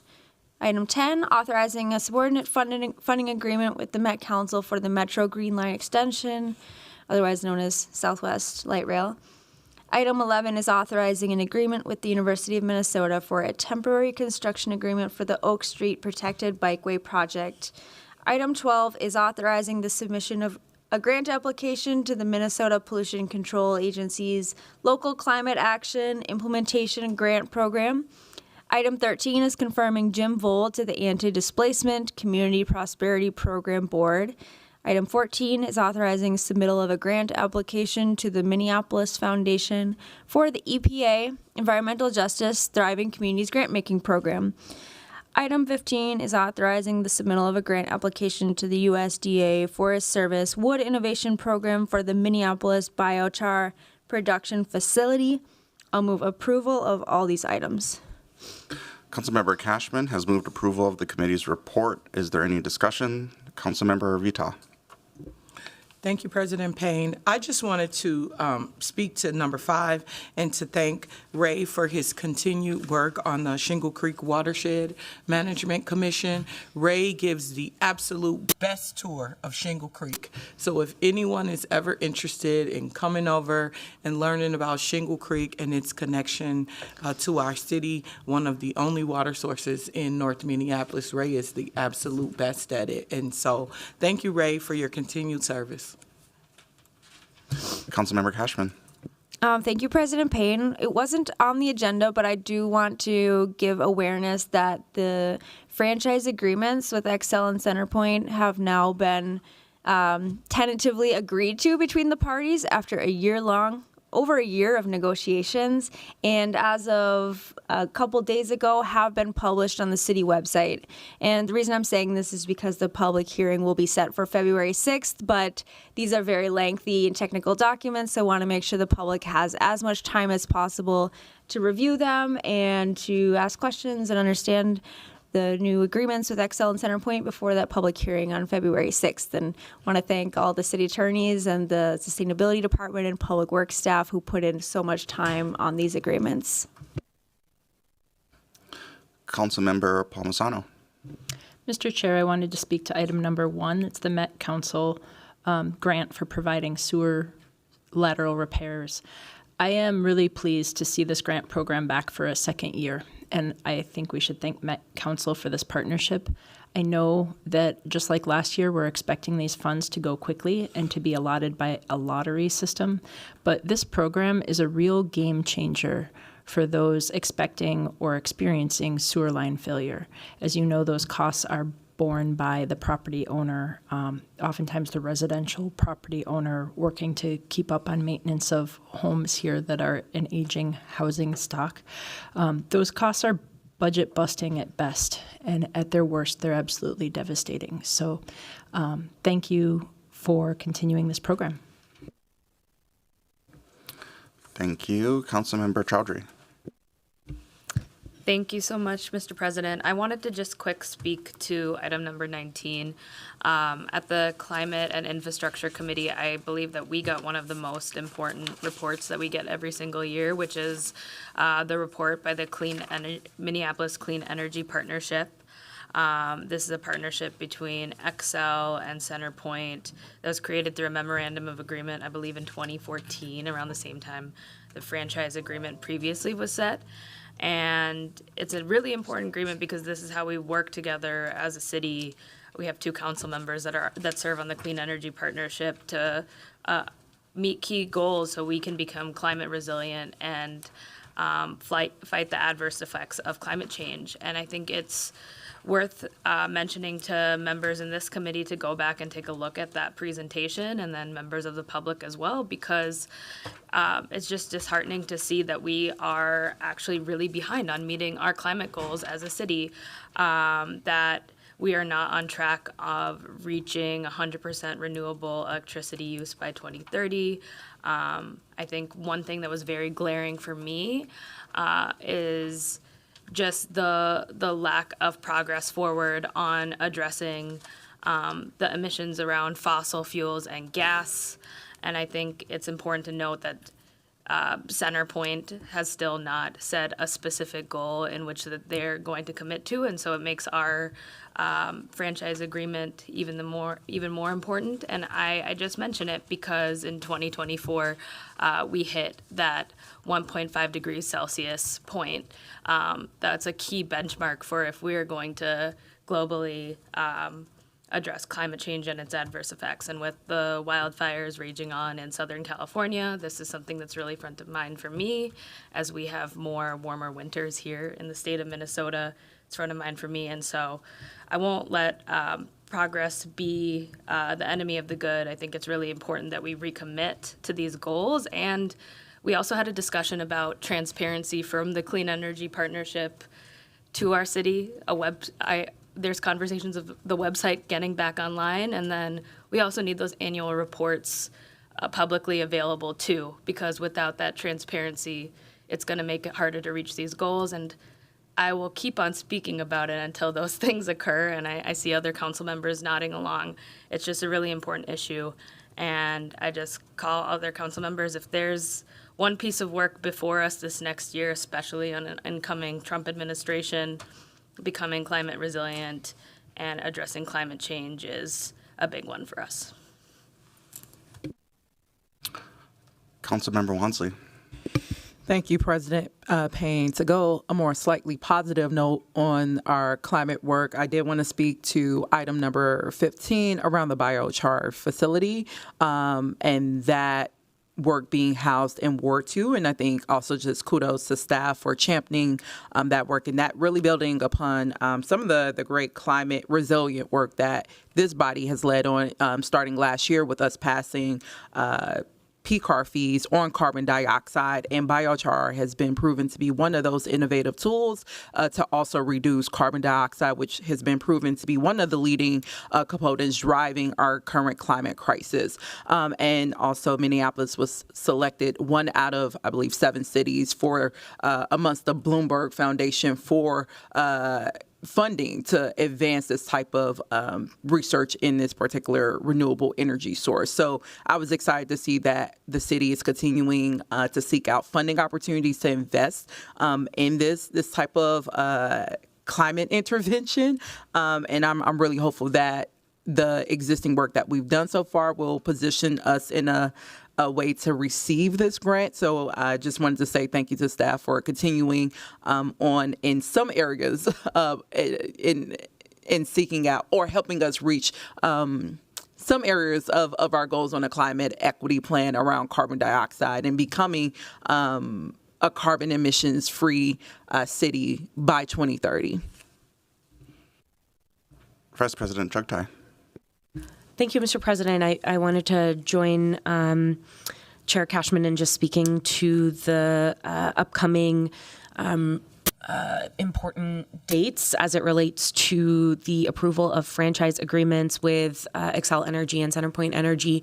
I know that there has been a lot of interest from several council members over the last 2-3 years in wanting to really think more creatively about these franchise agreements. I've had the pleasure of working with Councilmember Cashman as a member of the Clean Energy Partnership on these agreements, along with and just supporting our city attorney's office and our sustainability staff. And now that these agreements are public, I really appreciated some earlier comments related to CenterPoint Energy not having Minneapolis-specific climate targets, and that's something that is addressed in these agreements. It's something really positive that's included. So just wanted to remind everyone again that the public hearing on both of these agreements will take place on February 6th in the Climate and Infrastructure Committee meeting at 1:30 p.m. Would really encourage members of the public who have been engaging with us on this issue over the last several years to, come and be a part of that, and other colleagues who I know are interested in this work, but perhaps are not members of the Climate and Infrastructure Committee, like myself, to just sit in on that meeting. I'm sure Chair Cashman would be open to welcoming us, and with that, I will look forward to supporting this report. Thank you. Councilmember Rainville. Thank you. I just want to remind our colleagues of how good this biochar is. And like Councilmember Vita was so happy about the highlight on Shingle Creek, I want to ask all of you, when you have the chance, when you're over in Northeast enjoying one of the James Beard restaurants, to go down Main Street between 5th Avenue and Broadway. And what that is a median that had ash trees in there, and a joint project of the St. Anthony West neighborhood, along with Public Works and the Park Board. All those trees were removed, and when they were replaced with 12 different species, one of the very first biochar projects was in there. And you cannot believe how well those trees are growing. It is phenomenal. It is a success story extraordinaire. So when spring comes and the leaves start to leaf out and you're over in Northeast Minneapolis, drive down Main Street and you'll have a big smile on your face. Thank you for that invitation. With that, I will ask the clerk to call the roll on the Climate and Infrastructure Report. Councilmember Palmisano. Aye. Councilmember Chowdhury. Aye. Councilmember Cashman. Aye. Councilmember Rainville. Aye. Councilmember Chavez. Aye. Councilmember Beatoff. Aye. Councilmember Ellison. Aye. Councilmember Koski. Aye. Councilmember Wansley. Aye. Councilmember Jenkins. Aye. Vice President Chugtai. Aye. President Payne. Aye. There are 12 ayes. That carries, and the report is adopted. The next report is from the Committee of the Whole, which will be presented by that committee's chair, Councilmember Chavez. So, thank you, Council President Payne. The Committee of the Whole is bringing forward 3 items. Item number 1 is appointed board and commissions, administrative reforms, reestablishing a bicycle advisory committee, pedestrian advisory committee, and homegrown Minneapolis Food Council. Item number 2 is the Community Commission on Police Oversight Bylaws. And item number 3 is the bid for City Hall Council Chamber security upgrades. I'll move approval of all these items. Councilmember Chavez has moved approval of the committee's report. Is there any discussion? Seeing none, I'll ask the clerk to call the roll. Councilmember Palmisano. Aye. Councilmember Chowdhury. Aye. Councilmember Cashman. Aye. Councilmember Rainville. Aye. Councilmember Chavez. Aye. Councilmember Vitaw. Aye. Councilmember Ellison. Aye. Councilmember Koski. Aye. Councilmember Wansley. Aye. Councilmember Jenkins. Aye. Vice President Shugtai. Aye. President Payne. Aye. There are 12 ayes. That carries and the report is adopted. Now, the final report will be offered by our Public Health and Safety Committee Chair, which will be presented by that committee's chair, Councilmember Chavez. Thank you, Mr. President. The Public Health and Safety Committee is bringing forward 3 items for approval. Item number 1 is research on care courts and mental health and substance use disorder treatment in Minneapolis. Item number 2 is compost and food waste reduction grant funding and partner contracts. And item number 3 is training reimbursement from the Minnesota Board of Firefighter Training and Education. With that, I'll move approval of all these items. Councilmember Chavez has moved approval of the committee's report. Is there any discussion? Seeing none, I'll ask the clerk to call the roll. Councilmember Palmisano. Aye. Councilmember Chowdhury. Aye. Councilmember Cashman. Aye. Councilmember Rainville. Aye. Councilmember Chavez. Aye. Councilmember Vitaw. Aye. Councilmember Ellison. Aye. Councilmember Koski. Aye. Councilmember Wansley. Aye. Councilmember Jenkins. Aye. Vice President Shugtai. Aye. President Payne. Aye. There are 12 ayes. That carries and the report is adopted. Thank you, colleagues. That completes the reports of all of our standing committees. The next order of business is notice of ordinance introductions. We have one notice today. It is from Councilmember Wansley, who gives notice of intent to introduce at our next regular meeting the subject matter of an ordinance related to the administration code, amending provisions regarding member attendance and reporting requirements. Are there any questions on this notice? Councilmember Palmisano. Thank you, Mr. Chair. If you would like to, I'd be very curious to know what the intent is behind this ordinance, or just a little bit more around what we're thinking as we go into something like this. I think it's good information to have. I'm just not sure what recourses we would have based on the information we receive. Councilmember Wansley, would you like to speak to that?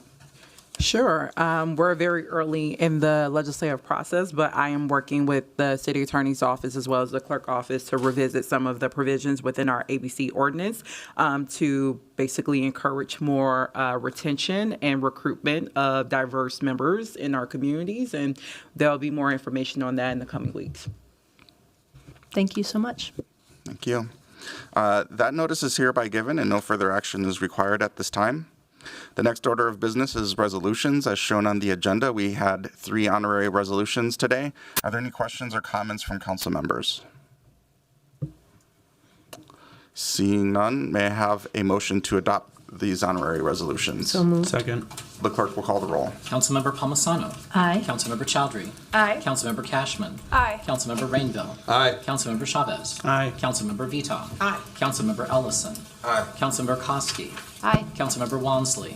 Aye. Councilmember Jenkins. Aye. Vice President Shugtai. Aye. President Payne. Aye. There are 12 ayes. That carries and those resolutions are adopted. Our next order of business is unfinished business.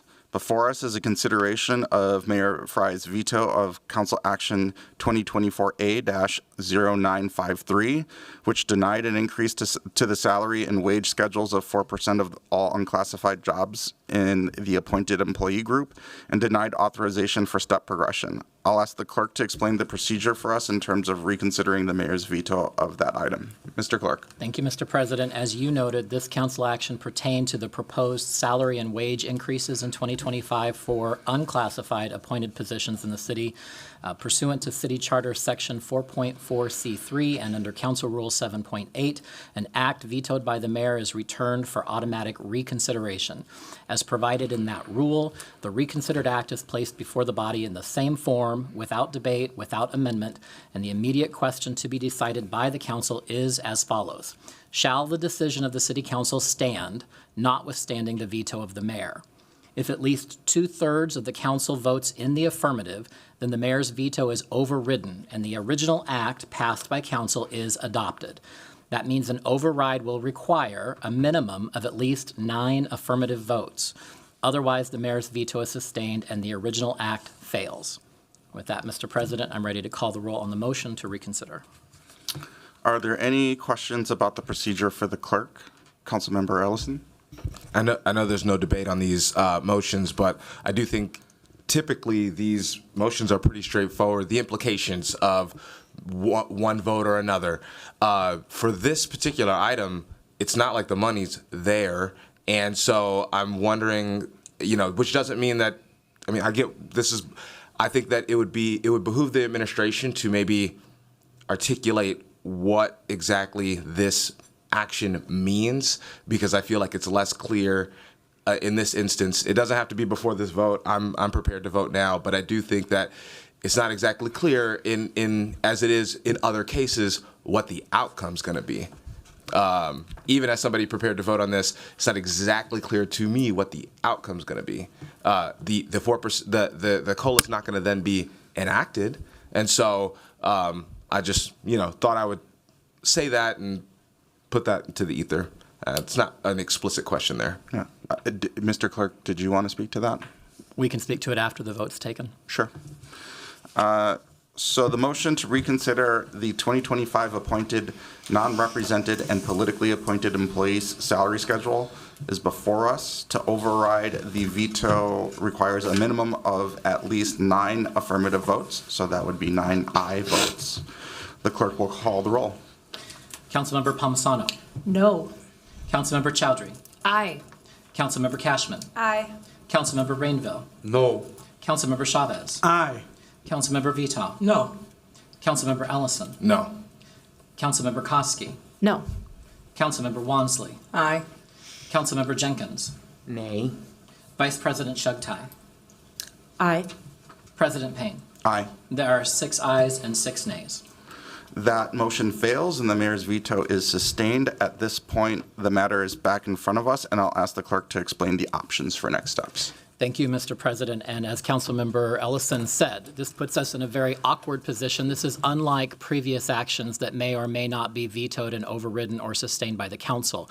And that's because the council action to deny the salary and wage increases now, with the mayor's veto being sustained, that doesn't pass and it's not effective. However, as this body is very well aware, the funds to cover the costs associated with those increases was reappropriated in the 2025 city budget approved by the council over the mayor's veto. So the original funding source is not available for this purpose. The council could consider a different proposal on this subject matter if any member has a proposal to offer. However, any proposal to address this particular matter would require an amendment to the adopted 2025 budget. Therefore, my advice to the council is that if you wish to pursue any action on this matter, pending a review of potential funding sources in the adopted budget, I would say this matter today should be closed and deleted from the agenda. In my parlance, that closes the file. It bookends it and puts it away. As you know, we routinely amend the budget throughout the year. So if any member wished to bring forward an amendment properly through the Budget Committee to address this, there's an option for the council to address that. But that would be a separate action as an amendment to the adopted 2025 budget, and it allows us to get out of this sort of purgatory of what do we do on an action where the funding has been reappropriated already. That doesn't exist, and the mayor's veto is sustained and this action is then done. Okay, thank you for that clarification. I'll recognize Councilmember Chavez.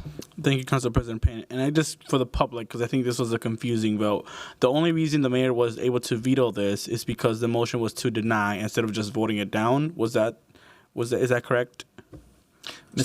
Mr. President, as you know, under the charter, every act of the council is subject to the mayor's consideration, and the mayor can either approve, allow something to become effective, or veto.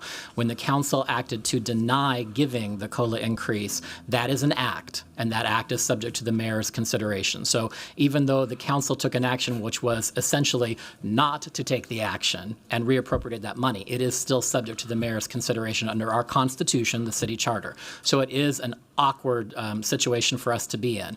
But legally, the mayor has the right to consider that. He vetoed that act, and under the charter, any act vetoed by the mayor automatically comes back to this body for your reconsideration. So I appreciate what Councilmember Ellison was saying. It is an awkward situation. It's not one I've encountered in any of my years, 25 as a city clerk. And so it is awkward that we're here. I think it's best for a motion to delete this from the agenda so that we can close the matter. Thank you. Councilmember Palmisano. Mr. Chair, first, I would be happy to work with others with expressed interest on this dais in finding a solution to this problem. Here are my feelings about this. I find it highly ironic that this veto comes before us today when we heard Clerk Carl just 2 days ago give an update on the council tracking report and the incredible output of work. We all sat here on this dais congratulating ourselves, thanking city staff, and recognizing we cannot do our work without the partnership of the administration and our dedicated staff. We absolutely cannot do our jobs without them. We finally got this right today. These dedicated employees deserve this increase and the chance to progress in their steps in their career at the city. I am disappointed that it took a veto to get this done, but nonetheless, this action can be put to rest. I'll go ahead and make that motion to delete this from the agenda in order to move forward in a new way. These are not raises. They are adjustments based on the cost of living, the length of someone's service, and what is negotiated with our represented employees. We rely on our expert staff to support our efforts. They go above and beyond expectations time and time again. So in order to please recognize their efforts, there are a few ways forward. We could have a deeper discussion on this and perhaps bring something back next cycle even. But let's have a conversation with those interested as to how to proceed, and I'll be the first one in that room. Second the motion. Councilmember Palmisano has moved to delete this item from the agenda. That's been properly seconded by Councilmember Rainville. I'll recognize Councilmember Vita. Thank you. Councilmember Palmisano, for sharing your willingness to work on this. I, too, would love to work on this and figure out how we come to some resolve around this issue. I just wanted the clerk to clarify that I think Councilmember Palmisano's comments have helped, but if we delete this, then someone can move forward with bringing something forward. I'm happy to work with staff on figuring out a solution for funding on this, but just wanted to clarify that is the process. Deleting this and then someone moving it forward in budget with the opportunity to bring it back to the council again. Mr. Clerk? Mr. President, to Councilmember Vita, yes, that's correct. I'm sorry if I wasn't clear in my earlier comments. You were. I was just... This is closing this part of the action. If council wishes to amend the adopted 2025 budget, it would follow the same process we do for any amendment on the budget in the middle of the budget year. Thank you. Councilmember Chaudhry. Thank you, President Payne. And this is just to start a question around clarification for the clerks, for our budget chair, anyone that is able to answer the question. So is the position that we're currently in is we had the cost of living adjustments item. We denied it. The veto was sustained. And so no cost of living adjustment has been passed, right? There's that 1.1 million has not been passed. And then the funding that we appropriated still is within the budget, right? I'm seeing head nods, but I would love a verbal confirmation for the public. Mr. President, and I will defer to the budget chair to say it. I will tell you what your synopsis, Councilmember Chaudhry, is correct. But if Councilmember Shugtai, as the budget chair, wishes to add, certainly feel free. Vice President. Thank you, Mr. President. Yes, so there is no cost of living adjustment right now. That would still require an action by the council. I would imagine it would require something that is substantively different, as we usually do with items that fail in front or fail to be approved through council and mayoral approval. And then the levy is still the levy, and the budget is still the budget. No changes have been made so far. Thank you so much. I'll just make some comments. Very glad to hear that our budget is still intact. I'm really glad that we're coming into 2025 with a budget. Very important for city functions. And I look forward to us working on this together. I have a high expectation that our budget chair is a part of this work as we're moving forward. If our budget chair is not a part of that work, I'll be deeply concerned about how we get this done. She has been someone that has been very collaborative with all members with their amendments and has looked at the budget very carefully and closely. I'm looking forward to us moving forward and figuring it out. I will just note, the reason why I, as a member, felt that the denial of the action previously was important was because we are in economically difficult times, and our staff that was the highest paid, they do great work. This was a moment where we were saying, okay, we have to give a little bit for the good of a city, for the good of the work that we need to accomplish as our needs go up, and as we saw a very high levy that this council needed to find a way to reduce. And I know that there's differences of opinion there, but I just wanted to state mine. And yeah, I will echo the words of Clerk Carl. This is awkward.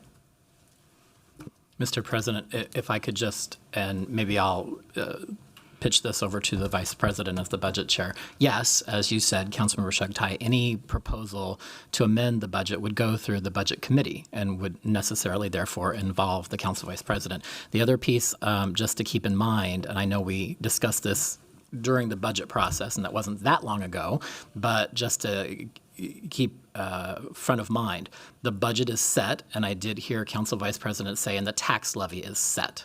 So that means if the council does wish to take up that issue as an amendment, which they can through the regular budget amendment process, that would require a reduction elsewhere, right? A cut, because the budget is set and the levy is set. Councilmember Wansley.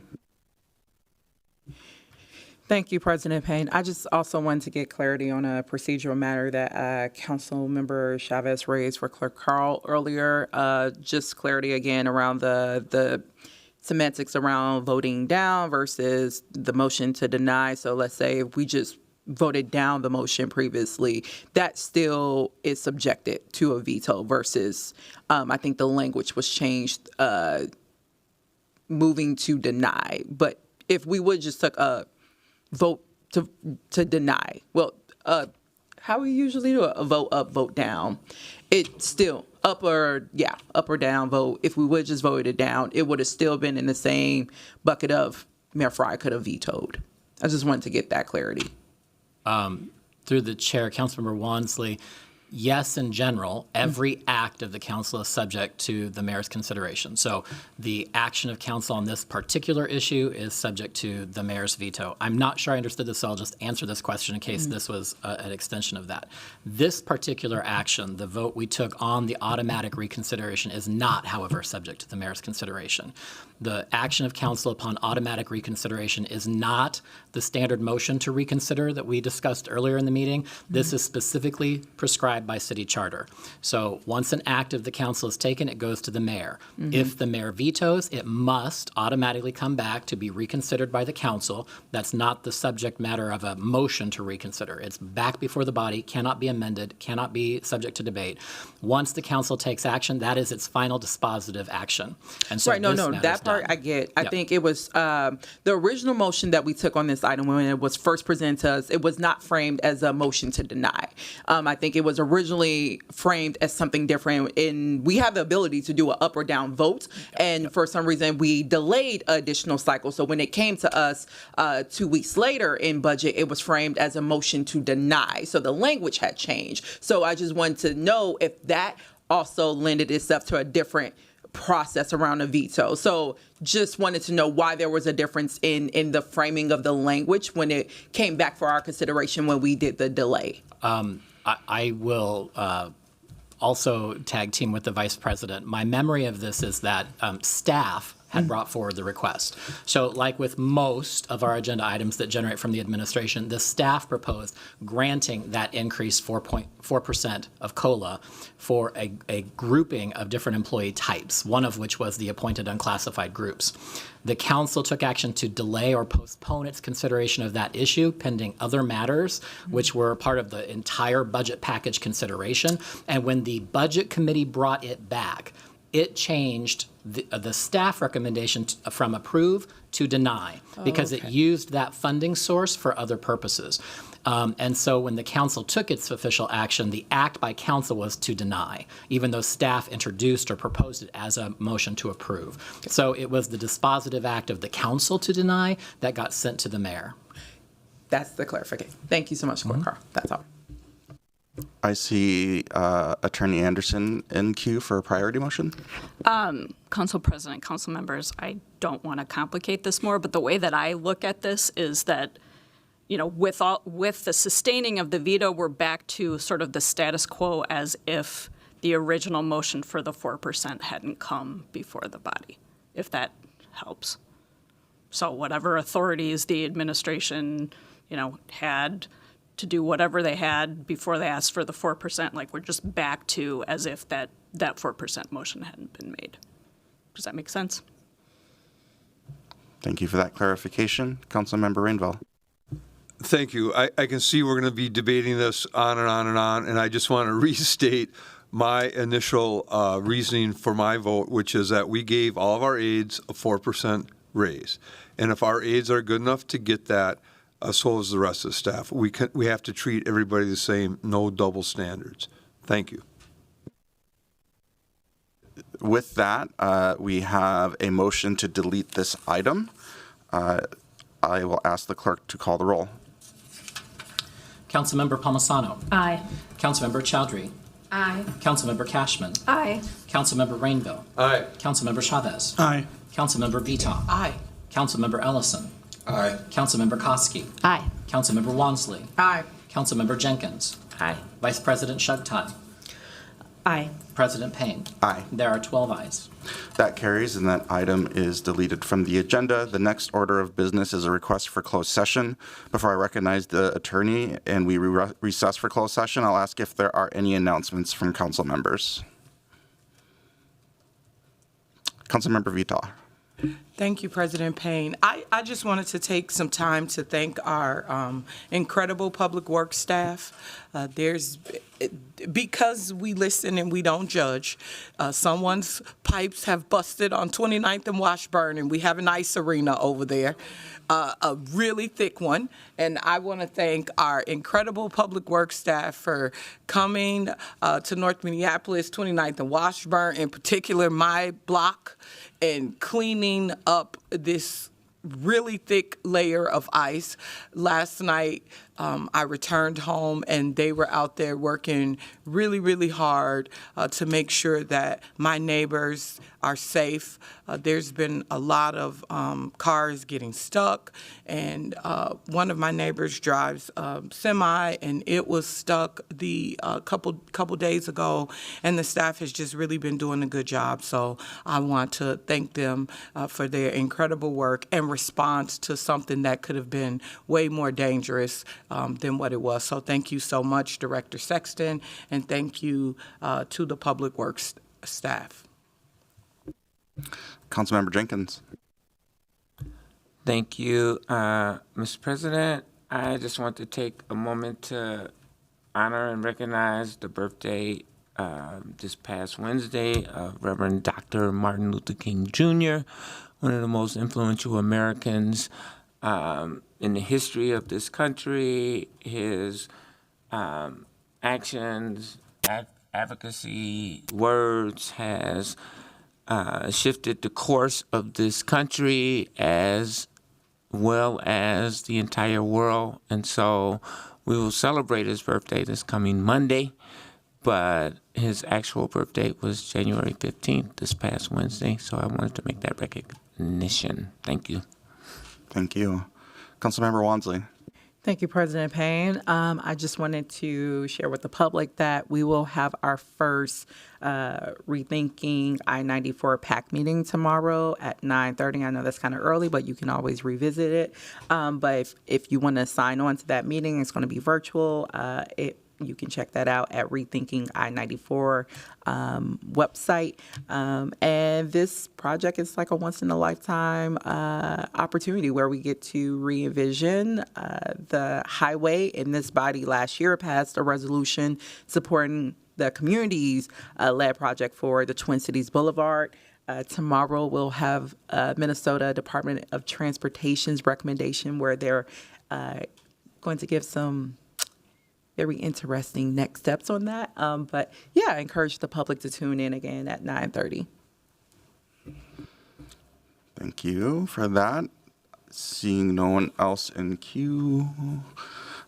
With that, we've completed all items on our agenda and will now consider the request for a closed session, which is to receive a briefing on the litigation matter listed of United States Department of Justice versus City of Minneapolis and Minneapolis Police Department. Before I move to close the meeting, I'll recognize City Attorney Anderson to provide the legal basis for the requested closed session. Thank you, Council President, Council members. The next item on the agenda is the litigation matter of the United States of America versus City of Minneapolis, United States District Court for the District of Minnesota, 25 CV 00048. Your lawyers wish to provide the council a briefing on this matter. Accordingly, under the Minnesota Open Meeting Law, Minnesota Statutes Section 13D.05, Subdivision 3B, the council may, upon a proper motion, close the meeting for the purposes of attorney-client communication as permitted by the attorney-client privilege. In considering the motion, the council should weigh the right of the public to know what its government is doing against the need of the city to preserve the confidentiality of its discussions with its attorneys. Thank you. Thank you, Madam City Attorney. I move to close our public meeting as authorized under the open meeting law, specifically Minnesota Statute Section 13D.05, for the purpose of receiving a briefing on the litigation matters of United States Department of Justice versus City of Minneapolis and Minneapolis Police Department. May I have a second to that motion? Second. The clerk will call the roll. Councilmember Palmisano. Come on. Aye. Councilmember Chowdhury. Aye. Councilmember Cashman. Aye. Councilmember Rainville. Aye. Councilmember Chavez. Aye. Councilmember Vitar. Aye. Councilmember Ellison. Aye. Councilmember Koski. Aye. Councilmember Wansley. Aye. Councilmember Jenkins. Aye. Vice President Shugtai. Aye. President Payne. Aye. There are 12 ayes. That carries, and for the viewing public, I will note that the broadcast of this meeting will continue and the council will reconvene in public after we've concluded our closed session. Thank you.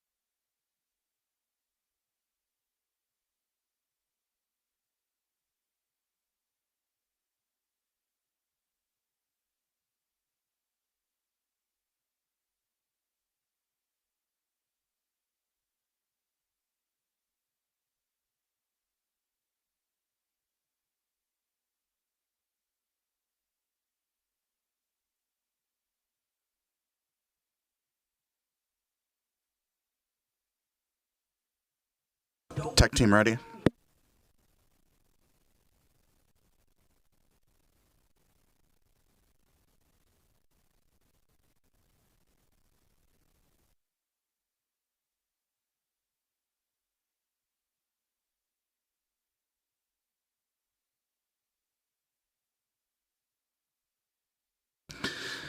The time is now 1:04, and the City Council has reconvened in open session following our closed session.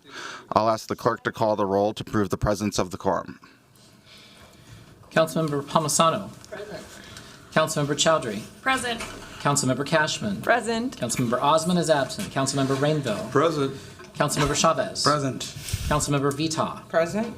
Councilmember Ellison is absent. Councilmember Koski. Present. Councilmember Wansley. Present. Councilmember Jenkins. Present.